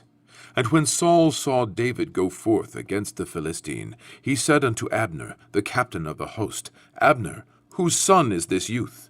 And Abner said, As thy soul liveth, O king, I cannot tell. And the king said, Enquire thou whose son the stripling is. And as David returned from the slaughter of the Philistine, Abner took him, and brought him before Saul with the head of the Philistine in his hand. And Saul said to him, Whose son art thou, thou young man? And David said, I am the son of thy servant Jesse the Bethlehemite. 1 Samuel 18. And it came to pass, when he had made an end of speaking unto Saul, that the soul of Jonathan was knit with the soul of David, and Jonathan loved him as his own soul. And Saul took him that day, and would let him go no more home to his father's house. Then Jonathan and David made a covenant, because he loved him as his own soul. And Jonathan stripped himself of the robe that was upon him, and gave it to David, and his garments, even to his sword, and to his bow, and to his girdle. And David went out whithersoever Saul sent him, and behaved himself wisely. And Saul set him over the men of war, and he was accepted in the sight of all the people, and also in the sight of Saul's servants. And it came to pass, as they came, when David was returned from the slaughter of the Philistine, that the women came out of all cities of Israel, singing and dancing, to meet King Saul, with tabrets, with joy, and with instruments of music. And the women answered one another as they played, and said, Saul hath slain his thousands, and David his 10,000s. And Saul was very wroth. And the saying displeased him, and he said, They have ascribed unto David 10,000s, and to me they have ascribed but thousands. And what can he have more but the kingdom? And Saul eyed David from that day and forward.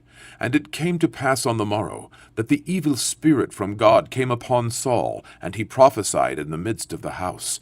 And David played with his hand, as at other times. And there was a javelin in Saul's hand, and Saul cast the javelin, for he said, I will smite David into the wall with it. And David avoided out of his presence twice.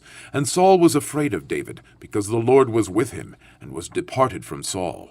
Therefore Saul removed him from him, and made him his captain over 1,000. And he went out and came in before the people. And David behaved himself wisely in all his ways, and the Lord was with him. Wherefore when Saul saw that he behaved himself very wisely, he was afraid of him. But all Israel and Judah loved David, because he went out and came in before them. And Saul said to David, Behold my elder daughter Merab, her I will give thee to wife. Only be thou valiant for me, and fight the Lord's battles. For Saul said, Let not mine hand be upon him, but let the hand of the Philistines be upon him. And David said unto Saul, Who am I, and what is my life, or my father's family in Israel, that I should be son-in-law to the king? But it came to pass at the time when Merab, Saul's daughter, should have been given to David, that she was given to Adriel, the Meholatite, to wife. And Michal, Saul's daughter, loved David. And they told Saul, and the thing pleased him. And Saul said, I will give him her, that she may be a snare to him, and that the hand of the Philistines may be against him. Wherefore Saul said to David, Thou shalt this day be my son-in-law, in the one of the twain.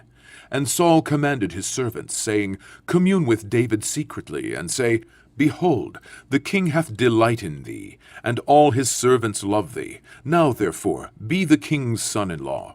And Saul's servants spake those words in the ears of David. And David said, Seemeth it to you a light thing to be a king's son-in-law, seeing that I am a poor man, and lightly esteemed?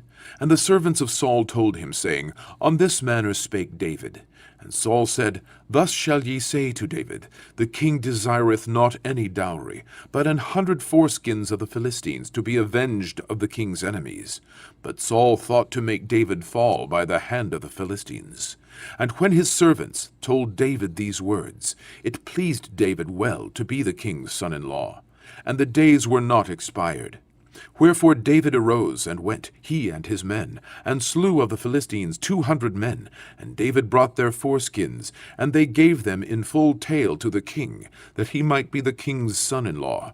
And Saul gave him Michal, his daughter, to wife. And Saul saw and knew that the Lord was with David, and that Michal, Saul's daughter, loved him. And Saul was yet the more afraid of David, and Saul became David's enemy continually. Then the princes of the Philistines went forth, and it came to pass, after they went forth, that David behaved himself more wisely than all the servants of Saul, so that his name was much set by. 1 Samuel 19. And Saul spake to Jonathan his son, and to all his servants, that they should kill David. But Jonathan, Saul's son, delighted much in David. And Jonathan told David, saying, Saul my father seeketh to kill thee. Now therefore, I pray thee, take heed to thyself until the morning, and abide in a secret place, and hide thyself. And I will go out and stand beside my father in the field where thou art, and I will commune with my father of thee, and what I see, that I will tell thee. And Jonathan spake good of David unto Saul his father, and said unto him, Let not the king sin against his servant, against David, because he hath not sinned against thee, and because his works have been to thee ward very good. For he did put his life in his hand, and slew the Philistine, and the Lord wrought a great salvation for all Israel. Thou sawest it, and didst rejoice. Wherefore then wilt thou sin against innocent blood, to slay David without a cause? And Saul hearkened unto the voice of Jonathan. And Saul sware, As the Lord liveth, he shall not be slain. And Jonathan called David, and Jonathan showed him all those things. And Jonathan brought David to Saul, and he was in his presence, as in times past. And there was war again, and David went out, and fought with the Philistines, and slew them with a great slaughter, and they fled from him. And there was war again, and David went out, and fought with the Philistines, and slew them with a great slaughter, and they fled from him.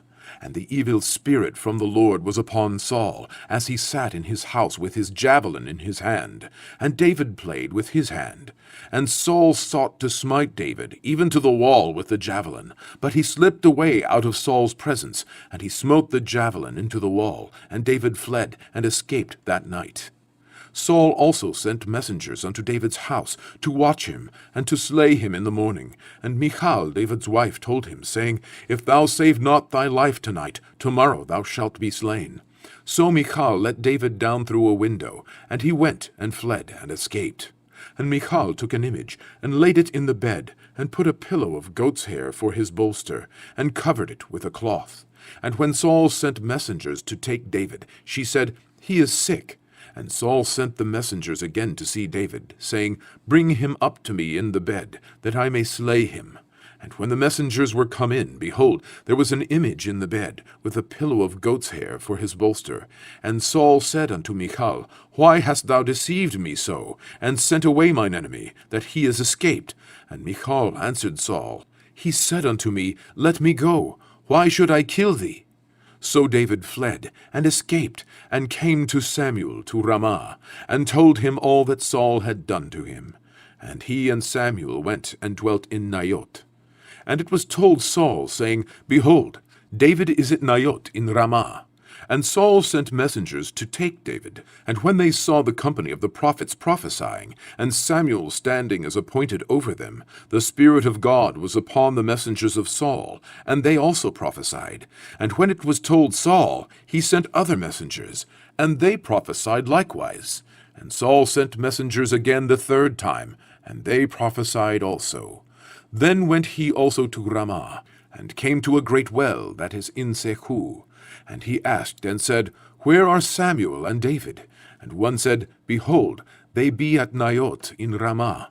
And he went thither to Naioth in Ramah. And the Spirit of God was upon him also.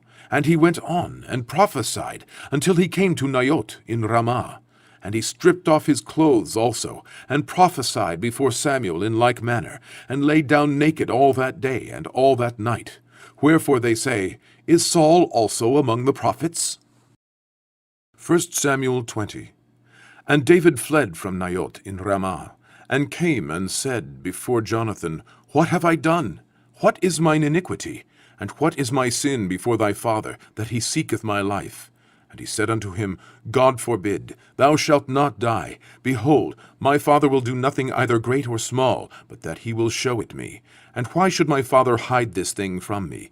It is not so. And David sware moreover, and said, Thy father certainly knoweth that I have found grace in thine eyes.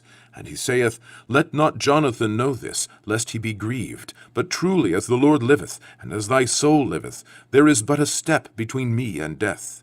Then said Jonathan unto David, Whatsoever thy soul desireth, I will even do it for thee. And David said unto Jonathan, Behold, tomorrow is the new moon, and I should not fail to sit with the king at meat. But let me go, that I may hide myself in the field unto the 3rd day at even. If thy father at all miss me, then say, David earnestly asked leave of me, that he might run to Bethlehem his city, for there is a yearly sacrifice there for all the family. If he says thus, It is well, thy servant shall have peace. But if he be very wroth, then be sure that evil is determined by him. Therefore thou shalt deal kindly with thy servant, for thou hast brought thy servant into a covenant of the Lord with thee. Notwithstanding, if there be in me iniquity, slay me thyself, for why shouldest thou bring me to thy father? And Jonathan said, Far be it from thee. For if I knew certainly that evil were determined by my father to come upon thee, then would not I tell it thee? Then said David to Jonathan, Who shall tell me? Or what if thy father answer thee roughly? And Jonathan said unto David, Come, and let us go out into the field. And they went out both of them into the field. And Jonathan said unto David, O Lord God of Israel, when I have sounded my father about tomorrow any time, or the 3rd day, and behold, if there be good toward David, and I then send not unto thee, and show it thee, the Lord do so, and much more to Jonathan. But if it please my father to do thee evil, then I will show it thee, and send thee away, that thou mayest go in peace. And the Lord be with thee, as he hath been with my father. And thou shalt not only while yet I live show me the kindness of the Lord, that I die not, but also thou shalt not cut off thy kindness from my house forever. No, not when the Lord hath cut off the enemies of David, every one from the face of the earth. So Jonathan made a covenant with the house of David, saying, Let the Lord even require it at the hand of David's enemies. And Jonathan caused David to swear again, because he loved him, for he loved him as he loved his own soul. Then Jonathan said to David, Tomorrow is the new moon, and thou shalt be missed, because thy seat will be empty. And when thou hast stayed 3 days, then thou shalt go down quickly, and come to the place where thou didst hide thyself when the business was in hand, and shalt remain by the stone Etzel. And I will shoot 3 arrows on the side thereof, as though I shot at a mark. And behold, I will send a lad, saying, Go, find out the arrows. If I expressly say unto the lad, Behold, the arrows are on this side of thee, take them, then come thou, for there is peace to thee, and no hurt, as the Lord liveth. But if I say thus unto the young man, Behold, the arrows are beyond thee, go thy way, for the Lord hath sent thee away. And as touching the matter which thou and I have spoken of, behold, the Lord be between thee and me forever. So David hid himself in the field, and when the new moon was come, the king sat him down to eat meat. And the king sat upon his seat, as at other times, even upon a seat by the wall. And Jonathan arose, and Abner sat by Saul's side, and David's place was empty. Nevertheless, Saul spake not anything that day, for he thought, Something hath befallen him. He is not clean. Surely he is not clean. And it came to pass on the morrow, which was the 2nd day of the month, that David's place was empty. And Saul said unto Jonathan his son, Wherefore cometh not the son of Jesse to meat, neither yesterday nor today? And Jonathan answered Saul, David earnestly asked leave of me to go to Bethlehem. And he said, Let me go, I pray thee, for our family hath a sacrifice in the city, and my brother, he hath commanded me to be there. And now, if I have found favor in thine eyes, let me get away, I pray thee, and see my brethren. Therefore he cometh not unto the king's table. Then Saul's anger was kindled against Jonathan, and he said unto him, Thou son of the perverse rebellious woman, do not I know that thou hast chosen the son of Jesse to thine own confusion, and unto the confusion of thy mother's nakedness? For as long as the son of Jesse liveth upon the ground, thou shalt not be established, nor thy kingdom. Wherefore now send and fetch him unto me, for he shall surely die. And Jonathan answered Saul his father, and said unto him, Wherefore shall he be slain? What hath he done? And Saul cast a javelin at him to smite him, whereby Jonathan knew that it was determined of his father to slay David. So Jonathan arose from the table in fierce anger, and did eat no meat the 2nd day of the month, for he was grieved for David, because his father had done him shame. And it came to pass in the morning, that Jonathan went out into the field at the time appointed with David, and a little lad with him. And he said unto his lad, Run, find out now the arrows which I shoot. And as the lad ran, he shot an arrow beyond him. And when the lad was come to the place of the arrow which Jonathan had shot, Jonathan cried after the lad, and said, Is not the arrow beyond thee? And Jonathan cried after the lad, Make speed, haste, stay not. And Jonathan's lad gathered up the arrows, and came to his master. But the lad knew not anything, only Jonathan and David knew the matter. And Jonathan gave his artillery unto his lad, and said unto him, Go carry them to the city. And as soon as the lad was gone, David arose out of a place toward the south, and fell on his face to the ground, and bowed himself 3 times. And they kissed one another, and wept with one another, until David exceeded. And Jonathan said to David, Go in peace, forasmuch as we have sworn both of us in the name of the Lord, saying, The Lord be between me and thee, and between my seed and thy seed forever. And he arose and departed, and Jonathan went into the city. 1 Samuel 21. Then came David to Nob, to Ahimelech the priest. And Ahimelech was afraid at the meeting of David, and said unto him, Why art thou alone, and no man with thee? And David said unto Ahimelech the priest, The king hath commanded me a business, and hath said unto me, Let no man know anything of the business whereabout I send thee, and what I have commanded thee, and I have appointed my servants to such and such a place. Now therefore, what is under thine hand? Give me 5 loaves of bread in mine hand, or what there is present. And the priest answered David, and said, There is no common bread under mine hand, but there is hallowed bread, if the young men have kept themselves at least from women. And David answered the priest, and said unto him, Of a truth, women have been kept from us about these 3 days, since I came out, and the vessels of the young men are holy, and the bread is in a manner common, yea, though it were sanctified this day in the vessel. So the priest gave him hallowed bread, for there was no bread there but the showbread, that was taken from before the Lord, to put hot bread in the day when it was taken away. Now a certain man of the servants of Saul was there that day, detained before the Lord, and his name was Doeg, an Edomite, the chiefest of the herdmen that belonged to Saul. And David said unto Ahimelech, And is there not here under thine hand spear or sword? For I have neither brought my sword nor my weapons with me, because the king's business required haste. And the priest said, The sword of Goliath the Philistine, whom thou slewest in the valley of Elah, behold, it is here wrapped in a cloth behind the ephod. If thou wilt take that, take it, for there is no other save that here. And David said, There is none like that. Give it me. And David arose and fled that day for fear of Saul, and went to Achish the king of Gath. And the servants of Achish said unto him, Is not this David the king of the land? Did they not sing one to another of him in dances, saying, Saul hath slain his thousands, and David his 10,000s?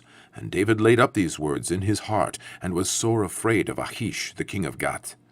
And he changed his behavior before them, and feigned himself mad in their hands, and scrabbled on the doors of the gates, and let his spittle fall down upon his beard. Then said Achish unto his servants, Lo, ye see the man is mad. Wherefore then have ye brought him to me? Have I need of madmen, that ye have brought this fellow to play the madman in my presence? Shall this fellow come into my house? 1 Samuel 22. David therefore departed thence, and escaped to the cave of Adullam. And when his brethren and all his father's house heard it, they went down thither to him. and every one that was in distress, and every one that was in debt, and every one that was discontented, gathered themselves unto him. And he became a captain over them, and there were with him about 400 men. And David went thence to Mizpeh of Moab, and he said unto the king of Moab, Let my father and my mother, I pray thee, come forth, and be with you, till I know what God will do for me. And he brought them before the king of Moab, and they dwelt with him all the while that David was in the hold. And the prophet Gad said unto David, Abide not in the hold, depart, and get thee into the land of Judah. Then David departed, and came into the forest of Hareth. When Saul heard that David was discovered, and that the men were with him, now Saul abode in Gibeah under a tree in Ramah, having his spear in his hand, and all his servants were standing about him. Then Saul said unto his servants that stood about him, Hear now, ye Benjamites, will the son of Jesse give every one of you fields and vineyards, and make you all captains of thousands and captains of hundreds? That all of you have conspired against me, and there is none that showeth me that my son hath made a league with the son of Jesse, and there is none of you that is sorry for me, or showeth unto me that my son hath stirred up my servant against me, to lie in wait, as at this day? Then answered Doeg the Edomite, which was set over the servants of Saul, and said, I saw the son of Jesse coming to Nob, to Ahimelech the son of Ahitub. And he inquired of the Lord for him, and gave him victuals, and gave him the sword of Goliath the Philistine. Then the king sent to call Ahimelech the priest, the son of Ahitub, and all his father's house, the priests that were in Nob. And they came, all of them, to the king. And Saul said, Hear now, thou son of Ahitub. And he answered, Here I am, my lord. And Saul said unto him, Why have ye conspired against me, thou and the son of Jesse, in that thou hast given him bread and a sword, and hast inquired of God for him, that he should rise against me, to lie in wait, as at this day? Then Ahimelech answered the king, and said, And who is so faithful among all thy servants as David, which is the king's son-in-law, and goeth at thy bidding, and is honorable in thine house? Did I then begin to inquire of God for him? Be it far from me. Let not the king impute anything unto his servant, nor to all the house of my father, for thy servant knew nothing of all this, less or more. And the king said, Thou shalt surely die, Ahimelech, thou and all thy father's house. And the king said unto the footmen that stood about him, Turn and slay the priests of the Lord, because their hand also is with David, and because they knew when he fled, and did not show it to me. But the servants of the king would not put forth their hand to fall upon the priests of the Lord. And the king said to Doeg, Turn thou, and fall upon the priests. And Doeg the Edomite turned, and he fell upon the priests, and slew on that day 75 persons that did wear a linen ephod. And Nob, the city of the priests, smote he with the edge of the sword, both men and women, children and sucklings, and oxen and asses and sheep, with the edge of the sword. And one of the sons of Ahimelech, the son of Ahitub, named Abiathar, escaped, and fled after David. And Abiathar showed David that Saul had slain the Lord's priests. And David said unto Abiathar, I knew it that day, when Doeg the Edomite was there, that he would surely tell Saul, I have occasioned the death of all the persons of thy father's house. Abide thou with me, fear not, for he that seeketh my life seeketh thy life, but with me thou shalt be in safeguard. 1 Samuel 23. Then they told David, saying, Behold, the Philistines fight against Keilah, and they rob the threshing floors. Therefore David inquired of the Lord, saying, Shall I go and smite these Philistines? And the Lord said unto David, Go and smite the Philistines, and save Keilah. And David's men said unto him, Behold, we be afraid here in Judah. How much more then, if we come to Keilah against the armies of the Philistines? Then David inquired of the Lord yet again. And the Lord answered him, and said, Arise, go down to Keilah, for I will deliver the Philistines into thine hand. So David and his men went to Keilah, and fought with the Philistines, and brought away their cattle, and smote them with a great slaughter. So David saved the inhabitants of Keilah. And it came to pass, when Abiathar the son of Ahimelech fled to David to Keilah, that he came down with an ephod in his hand. And it was told Saul that David was come to Keilah. And Saul said, God hath delivered him into mine hand, for he is shut in, by entering into a town that has gates and bars. And Saul called all the people together to war, to go down to Keilah, to besiege David and his men. And David knew that Saul secretly practiced mischief against him. And he said to Abiathar the priest, Bring hither the ephod. Then said David, O Lord God of Israel, thy servant hath certainly heard that Saul seeketh to come to Keilah, to destroy the city for my sake. Will the men of Keilah deliver me up into his hand? Will Saul come down, as thy servant hath heard? O Lord God of Israel, I beseech thee, tell thy servant. And the Lord said, He will come down. Then said David, Will the men of Keilah deliver me and my men into the hand of Saul? And the Lord said, They will deliver thee up. Then David and his men, which were about 600, arose and departed out of Keilah, and went whithersoever they could go. And it was told Saul that David was escaped from Keilah, and he forbare to go forth. And David abode in the wilderness in strongholds, and remained in a mountain in the wilderness of Ziph. And Saul sought him every day, but God delivered him not into his hand. And David saw that Saul was come out to seek his life, and David was in the wilderness of Ziph in a wood. And Jonathan, Saul's son, arose, and went to David into the wood, and strengthened his hand in God. And he said unto him, Fear not, for the hand of Saul my father shall not find thee, and thou shalt be king over Israel, and I shall be next unto thee, and that also Saul my father knoweth. And they two made a covenant before the Lord, and David abode in the wood, and Jonathan went to his house. Then came up the Ziphites to Saul, to Gibeah, saying, Doth not David hide himself with us in strongholds in the wood, in the hill of Hachilah, which is on the south side of Yeshimon?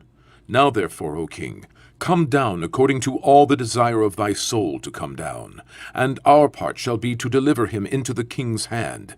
And Saul said, Blessed be ye of the Lord, for ye have compassion on me. Go, I pray you, prepare yet, and know and see his place where his haunt is, and who hath seen him there, for it is told me that he dealeth very subtly. See therefore, and take knowledge of all the lurking places where he hideth himself, and come ye again to me with the certainty, and I will go with you. And it shall come to pass, if he be in the land, that I will search him out throughout all the thousands of Judah. And they arose, and went to Ziph before Saul. But David and his men were in the wilderness of Maon, in the plain on the south of Yeshimon. Saul also and his men went to seek him, and they told David, wherefore he came down into a rock, and abode in the wilderness of Maon. And when Saul heard that, he pursued after David in the wilderness of Maon. And Saul went on this side of the mountain, and David and his men on that side of the mountain. And David made haste to get away for fear of Saul. For Saul and his men compassed David and his men round about to take them. But there came a messenger unto Saul, saying, Haste thee, and come, for the Philistines have invaded the land. Wherefore Saul returned from pursuing after David, and went against the Philistines. Therefore they called that place Selah Hamalekot. And David went up from thence, and dwelt in strongholds at En-gedi. 1 Samuel 24. And it came to pass, when Saul was returned from following the Philistines, that it was told him, saying, Behold, David is in the wilderness of En-gedi. Then Saul took 3,000 chosen men out of all Israel, and went to seek David and his men upon the rocks of the wild goats. And he came to the sheepcotes by the way, where was a cave, and Saul went in to cover his feet, and David and his men remained in the sides of the cave. And the men of David said unto him, Behold, the day of which the Lord had said unto thee, Behold, I will deliver thine enemy into thine hand, that thou mayest do to him as it shall seem good unto thee. Then David arose, and cut off the skirt of Saul's robe privily. And it came to pass afterward, that David's heart smote him, because he had cut off Saul's skirt. And he said unto his men, The Lord forbid that I should do this thing unto my master, the Lord's anointed, to stretch forth mine hand against him, seeing he is the anointed of the Lord. So David stayed his servants with these words, and suffered them not to rise against Saul. But Saul rose up out of the cave, and went on his way. David also arose afterward, and went out of the cave, and cried after Saul, saying, My lord the king. And when Saul looked behind him, David stooped with his face to the earth, and bowed himself. And David said to Saul, Wherefore hearest thou men's words, saying, Behold, David seeketh thy hurt? Behold, this day thine eyes have seen, how that the Lord had delivered thee today into mine hand in the cave. And some bade me kill thee, but mine eye spared thee. And I said, I will not put forth mine hand against my Lord, for he is the Lord's anointed. Moreover, my father, see the skirt of thy robe in my hand. For in that I cut off the skirt of thy robe, and killed thee not. Know thou, and see that there is neither evil nor transgression in mine hand, and I have not sinned against thee, yet thou huntest my soul to take it. The Lord judge between me and thee, and the Lord avenge me of thee, but mine hand shall not be upon thee. As saith the proverb of the ancients, Wickedness proceedeth from the wicked, but mine hand shall not be upon thee. After whom is the king of Israel come out? After whom dost thou pursue? After a dead dog? After a flea? The Lord therefore be my judge, and judge between me and thee, and see, and plead my cause, and deliver me out of thine hand. And it came to pass, when David had made an end of speaking these words unto Saul, that Saul said, Is this thy voice, my son David? And Saul lifted up his voice, and wept. And he said to David, Thou art more righteous than I, for thou hast rewarded me good, whereas I have rewarded thee evil. And thou hast showed this day how that thou hast dwelt well with me, forasmuch as when the Lord had delivered me into thine hand, thou killedst me not. For if a man find his enemy, will he let him go well away? Wherefore the Lord reward thee good, for that thou hast done unto me this day.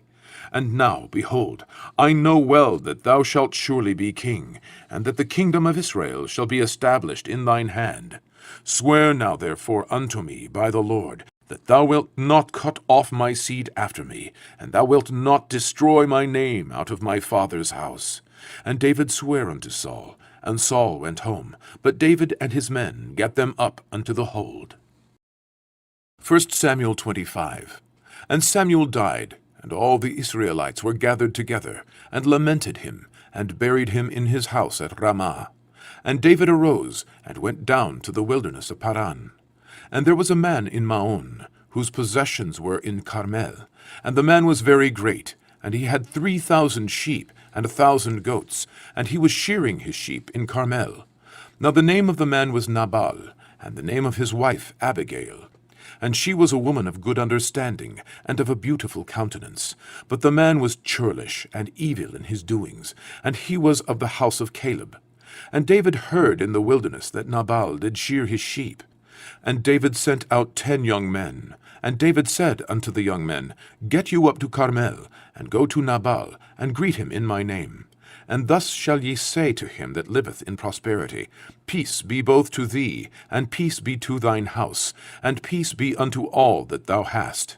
And now I have heard that thou hast shearers. Now thy shepherds which were with us, we hurt them not, neither was there aught missing unto them, all the while they were in Carmel. Ask thy young men, and they will show thee. Wherefore let the young men find favor in thine eyes, for we come in a good day. Give, I pray thee, whatsoever cometh to thine hand unto thy servants, and to thy son David. And when David's young men came, they spake to Nabal according to all those words in the name of David, and ceased. And Nabal answered David's servants, and said, Who is David? And who is the son of Jesse? There be many servants nowadays that break away every man from his master. Shall I then take my bread, and my water, and my flesh that I have killed for my shearers, and give it unto men whom I know not whence they be? So David's young men turned their way, and went again, and came and told him all those sayings. And David said unto his men, Gird ye on every man his sword. And they girded on every man his sword. And David also girded on his sword. And there went up after David about 400 men, and 200 abode by the stuff. But one of the young men told Abigail, Nabal's wife, saying, Behold, David sent messengers out of the wilderness to salute our master, and he railed on them. But the men were very good unto us, and we were not hurt, neither missed we anything, as long as we were conversant with them, when we were in the fields. They were a wall unto us, both by night and day, all the while we were with them keeping the sheep. Now therefore know and consider what thou wilt do, for evil is determined against our master, and against all his household, for he is such a son of Belial, that a man cannot speak to him. Then Abigail made haste, and took 200 loaves, and 2 bottles of wine, and 5 sheep ready dressed, and 5 measures of parched corn, and 100 clusters of raisins, and 200 cakes of figs, and laid them on asses. And she said unto her servants, Go on before me, behold, I come after you. And it was so, as she rode on the ass, that she came down by the covert on the hill, and behold, David and his men came down against her, and she met them. Now David had said, Surely in vain have I kept all that this fellow hath in the wilderness, so that nothing was missed of all that pertained unto him, and he hath requited me evil for good. So and more also do God unto the enemies of David, if I leave of all that pertain to him by the morning light any that pisseth against the wall. And when Abigail saw David, she hasted, and lighted off the ass, and fell before David on her face, and bowed herself to the ground, and fell at his feet, and said, Upon me, my lord, upon me let this iniquity be, and let thine handmaid, I pray thee, speak in thine audience, and hear the words of thine handmaid. Let not, my lord, I pray thee, regard this man of Belial, even Nabal, for as his name is, so is he. Nabal is his name, and folly is with him. But I, thine handmaid, saw not the young men of my lord, whom thou didst send. Now therefore, my lord, as the Lord liveth, and as thy soul liveth, seeing the Lord hath withholden thee from coming to shed blood, and from avenging thyself with thine own hand, now let thine enemies, and they that seek evil to my lord, be as Nabal. And now this blessing which thine handmaid hath brought unto my lord, let it even be given unto the young men that follow my lord.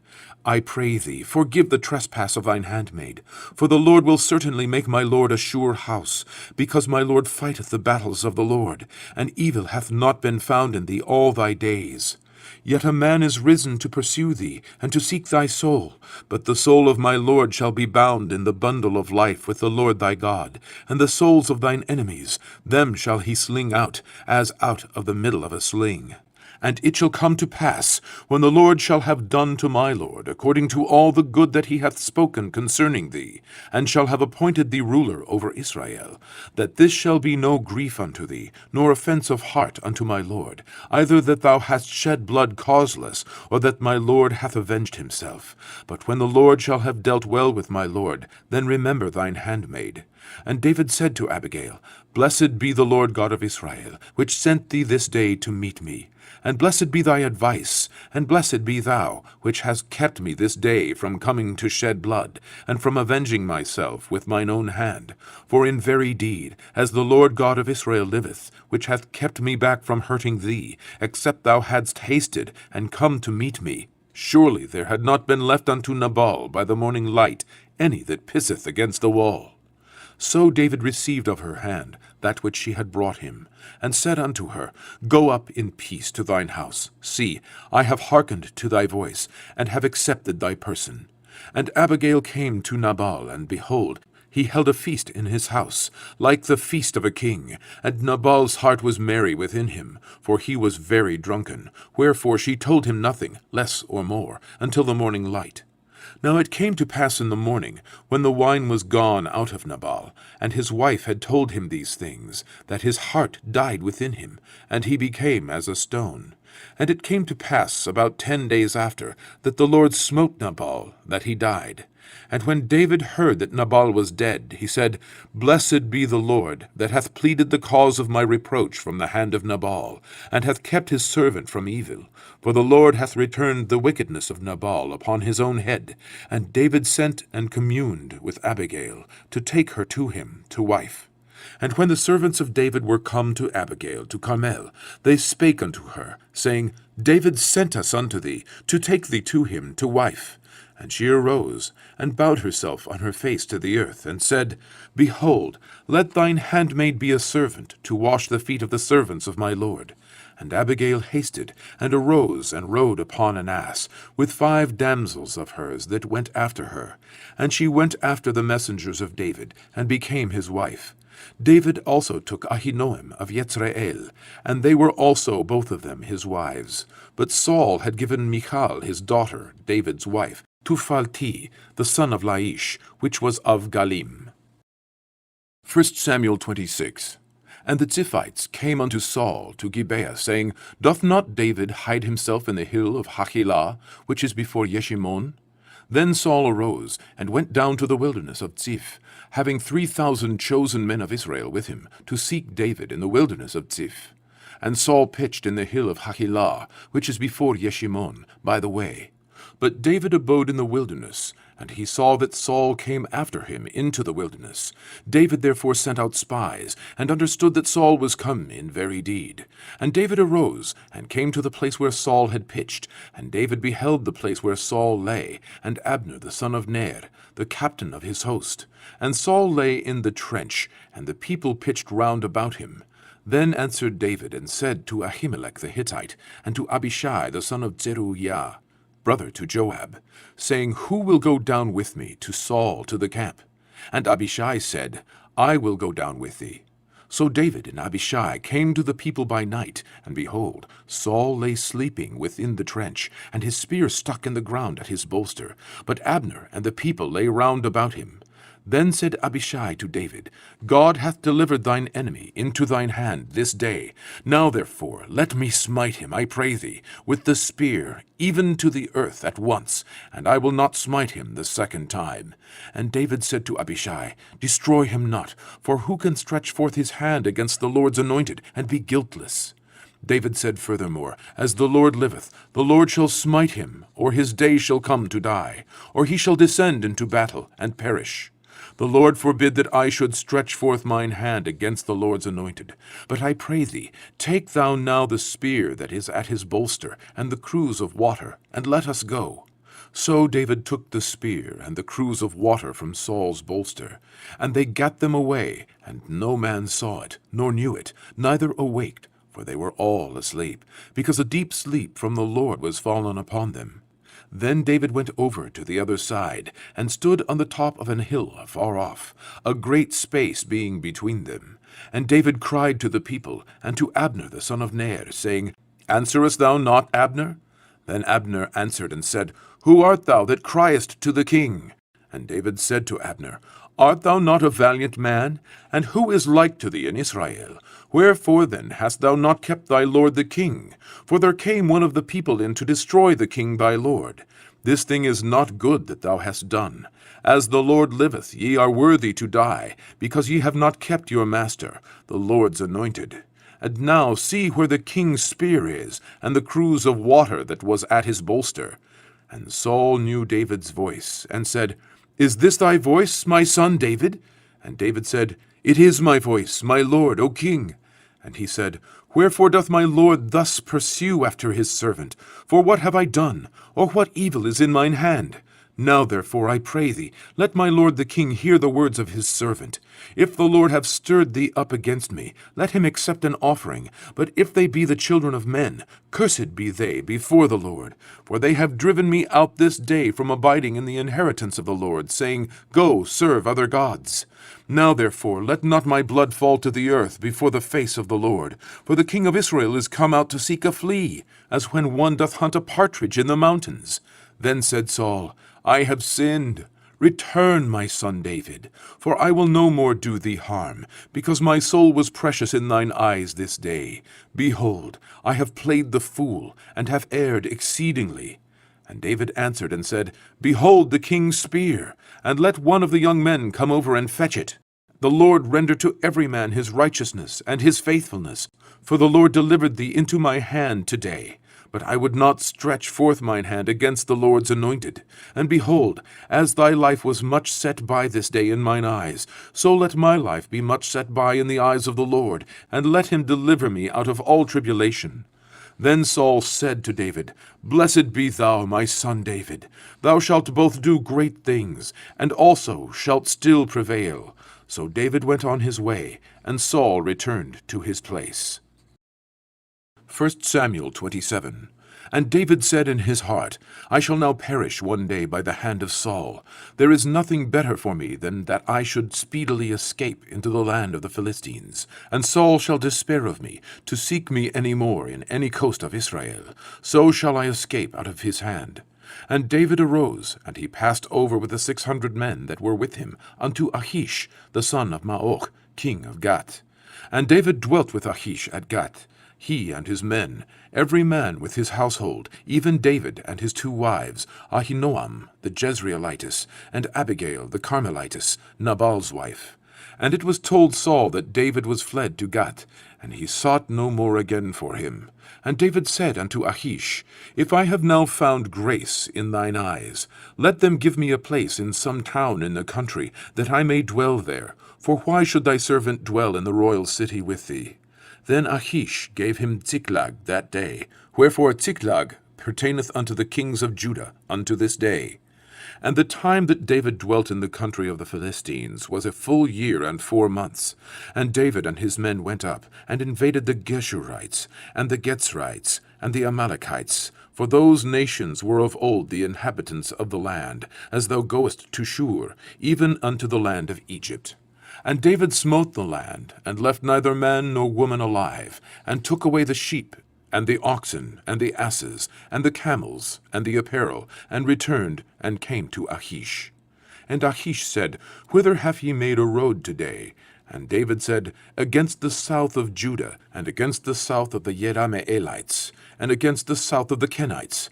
And David saved neither man nor woman alive, to bring tidings to Gath, saying, Lest they should tell on us, saying, So did David, and so will be his manner all the while he dwelleth in the country of the Philistines.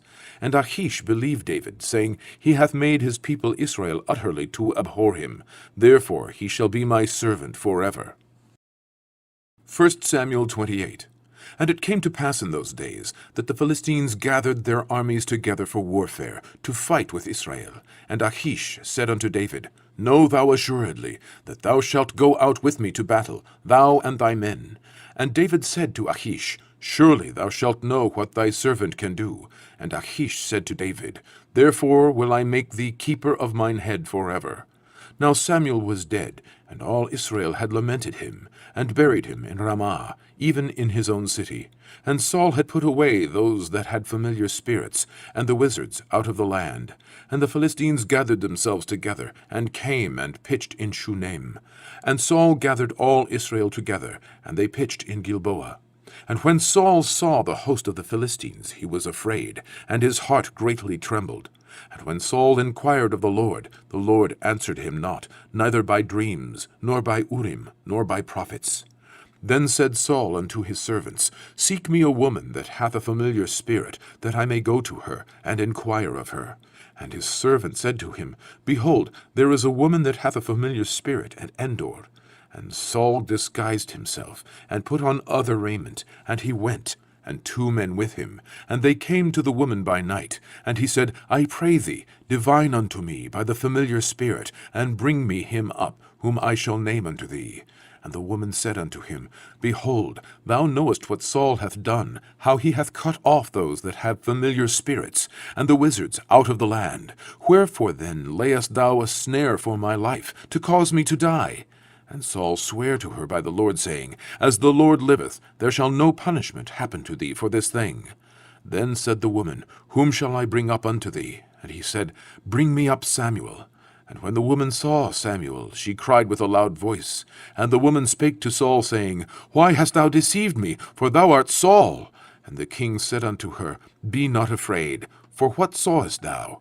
And the woman said unto Saul, I saw gods ascending out of the earth. And he said unto her, What form is he of? And she said, An old man cometh up, and he is covered with a mantle. And Saul perceived that it was Samuel, and he stooped with his face to the ground, and bowed himself. And Samuel said to Saul, Why hast thou disquieted me, to bring me up? And Saul answered, I am sore distressed, for the Philistines make war against me, and God is departed from me, and answereth me no more, neither by prophets nor by dreams. Therefore I have called thee, that thou mayest make known unto me what I shall do. Then said Samuel, Wherefore then dost thou ask of me, seeing the Lord is departed from thee, and is become thine enemy? And the Lord hath done to him as he spake by me, for the Lord hath rent the kingdom out of thine hand, and given it to thy neighbor, even to David. Because thou obeyedst not the voice of the Lord, nor executest his fierce wrath upon Amalek, therefore hath the Lord done this thing unto thee this day. Moreover, the Lord will also deliver Israel with thee into the hand of the Philistines. And tomorrow shalt thou and thy sons be with me. The Lord also shall deliver the host of Israel into the hand of the Philistines. Then Saul fell straightway all along on the earth, and was sore afraid, because of the words of Samuel. And there was no strength in him, for he had eaten no bread all the day, nor all the night.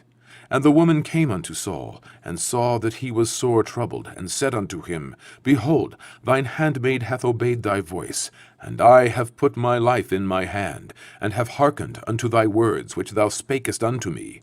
Now therefore, I pray thee, hearken thou also unto the voice of thine handmaid, and let me set a morsel of bread before thee, and eat, that thou mayest have strength when thou goest on thy way.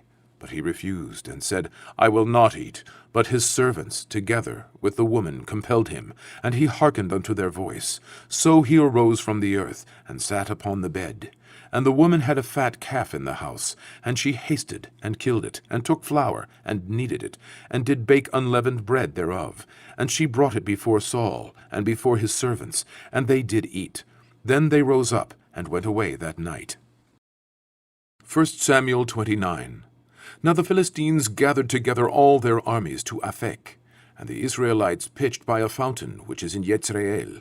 And the lords of the Philistines passed on by hundreds and by thousands, but David and his men passed on in the rearward with Achish.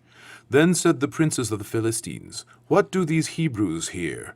And Achish said unto the princes of the Philistines, Is not this David, the servant of Saul, the king of Israel, which hath been with me these days, or these years?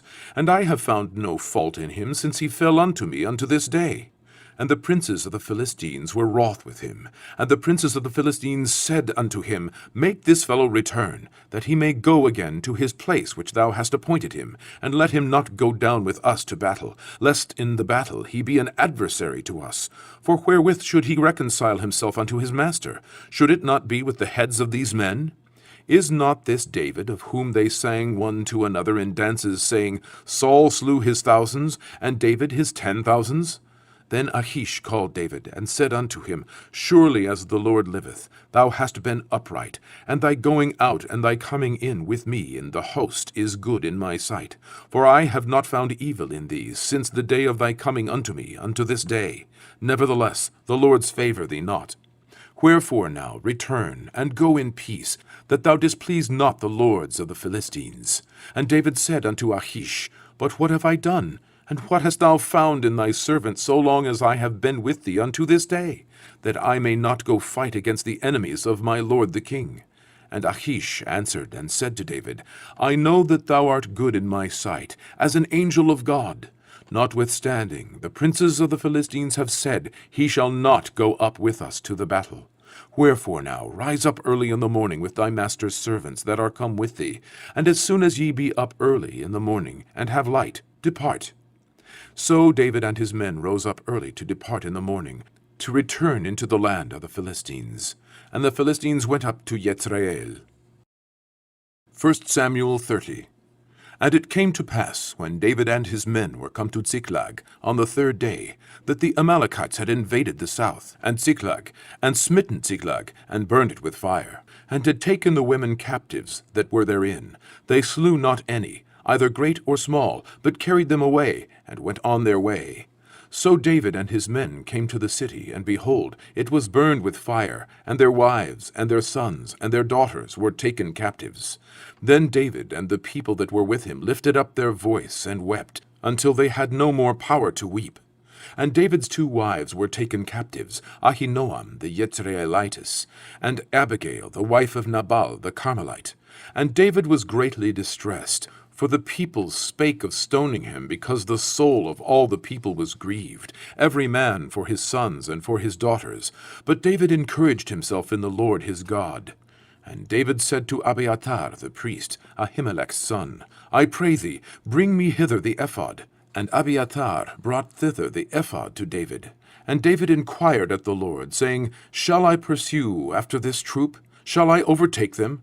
And he answered him, Pursue, for thou shalt surely overtake them, and without fail recover all. So David went, he and the 600 men that were with him, and came to the brook Besor, where those that were left behind stayed. But David pursued, he and 400 men, for 200 abode behind, which were so faint that they could not go over the brook Besor. And they found an Egyptian in the field, and brought him to David, and gave him bread, and he did eat, and they made him drink water. And they gave him a piece of a cake of figs, and 2 clusters of raisins. And when he had eaten, his spirit came again to him, for he had eaten no bread, nor drunk any water, 3 days and 3 nights. And David said unto him, To whom belongest thou, and whence art thou?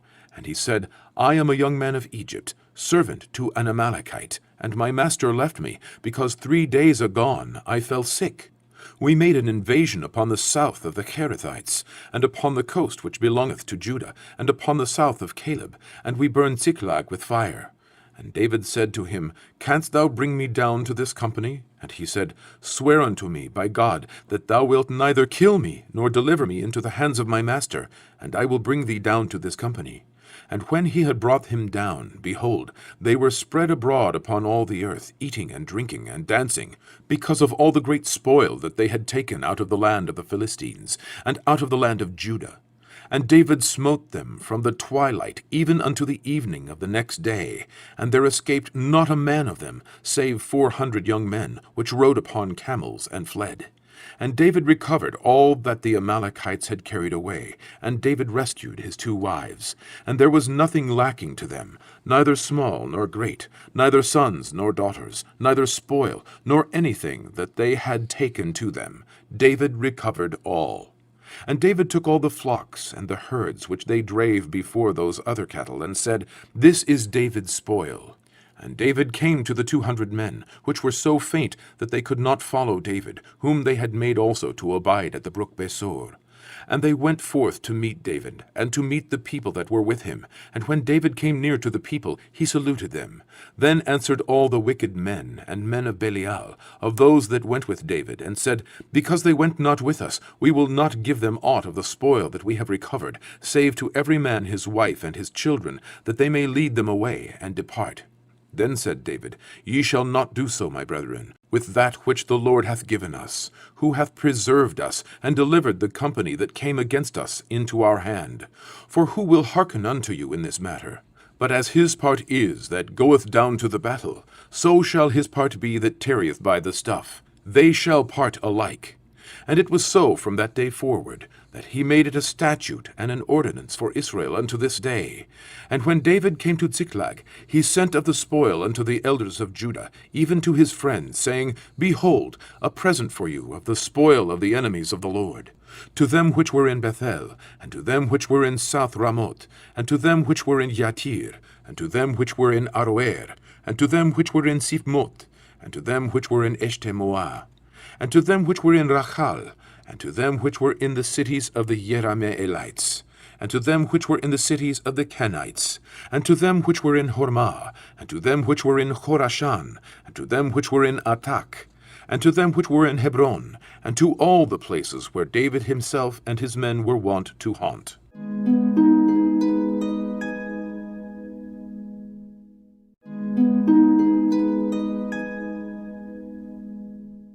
1 Samuel 31. Now the Philistines fought against Israel, and the men of Israel fled from before the Philistines, and fell down slain in Mount Gilboa. And the Philistines followed hard upon Saul and upon his sons, and the Philistines slew Jonathan, and Abinadab, and Melchishua, Saul's sons. And the battle went sore against Saul, and the archers hit him, and he was sore wounded of the archers. Then said Saul unto his armor-bearer, Draw thy sword, and thrust me through therewith, lest these uncircumcised come and thrust me through, and abuse me. But his armor-bearer would not, for he was sore afraid. Therefore Saul took a sword, and fell upon it. And when his armor-bearer saw that Saul was dead, he fell likewise upon his sword, and died with him. So Saul died, and his 3 sons, and his armor-bearer, and all his men that same day together. And when the men of Israel that were on the other side of the valley, and they that were on the other side Jordan, saw that the men of Israel fled, and that Saul and his sons were dead, they forsook the cities, and fled, and the Philistines came and dwelt in them. And it came to pass on the morrow, when the Philistines came to strip the slain, that they found Saul and his 3 sons fallen in Mount Gilboa. And they cut off his head, and stripped off his armor, and sent into the land of the Philistines round about, to publish it in the house of their idols, and among the people. And they put his armor in the house of Ashtaroth, and they fastened his body to the wall of Bethshan. And when the inhabitants of Jabesh-Gilead heard of that which the Philistines had done to Saul, all the valiant men arose, and went all night, and took the body of Saul, and the bodies of his sons, from the wall of Bethshan, and came to Jabesh, and burnt them there. And they took their bones, and buried them under a tree at Jabesh, and fasted 7 days.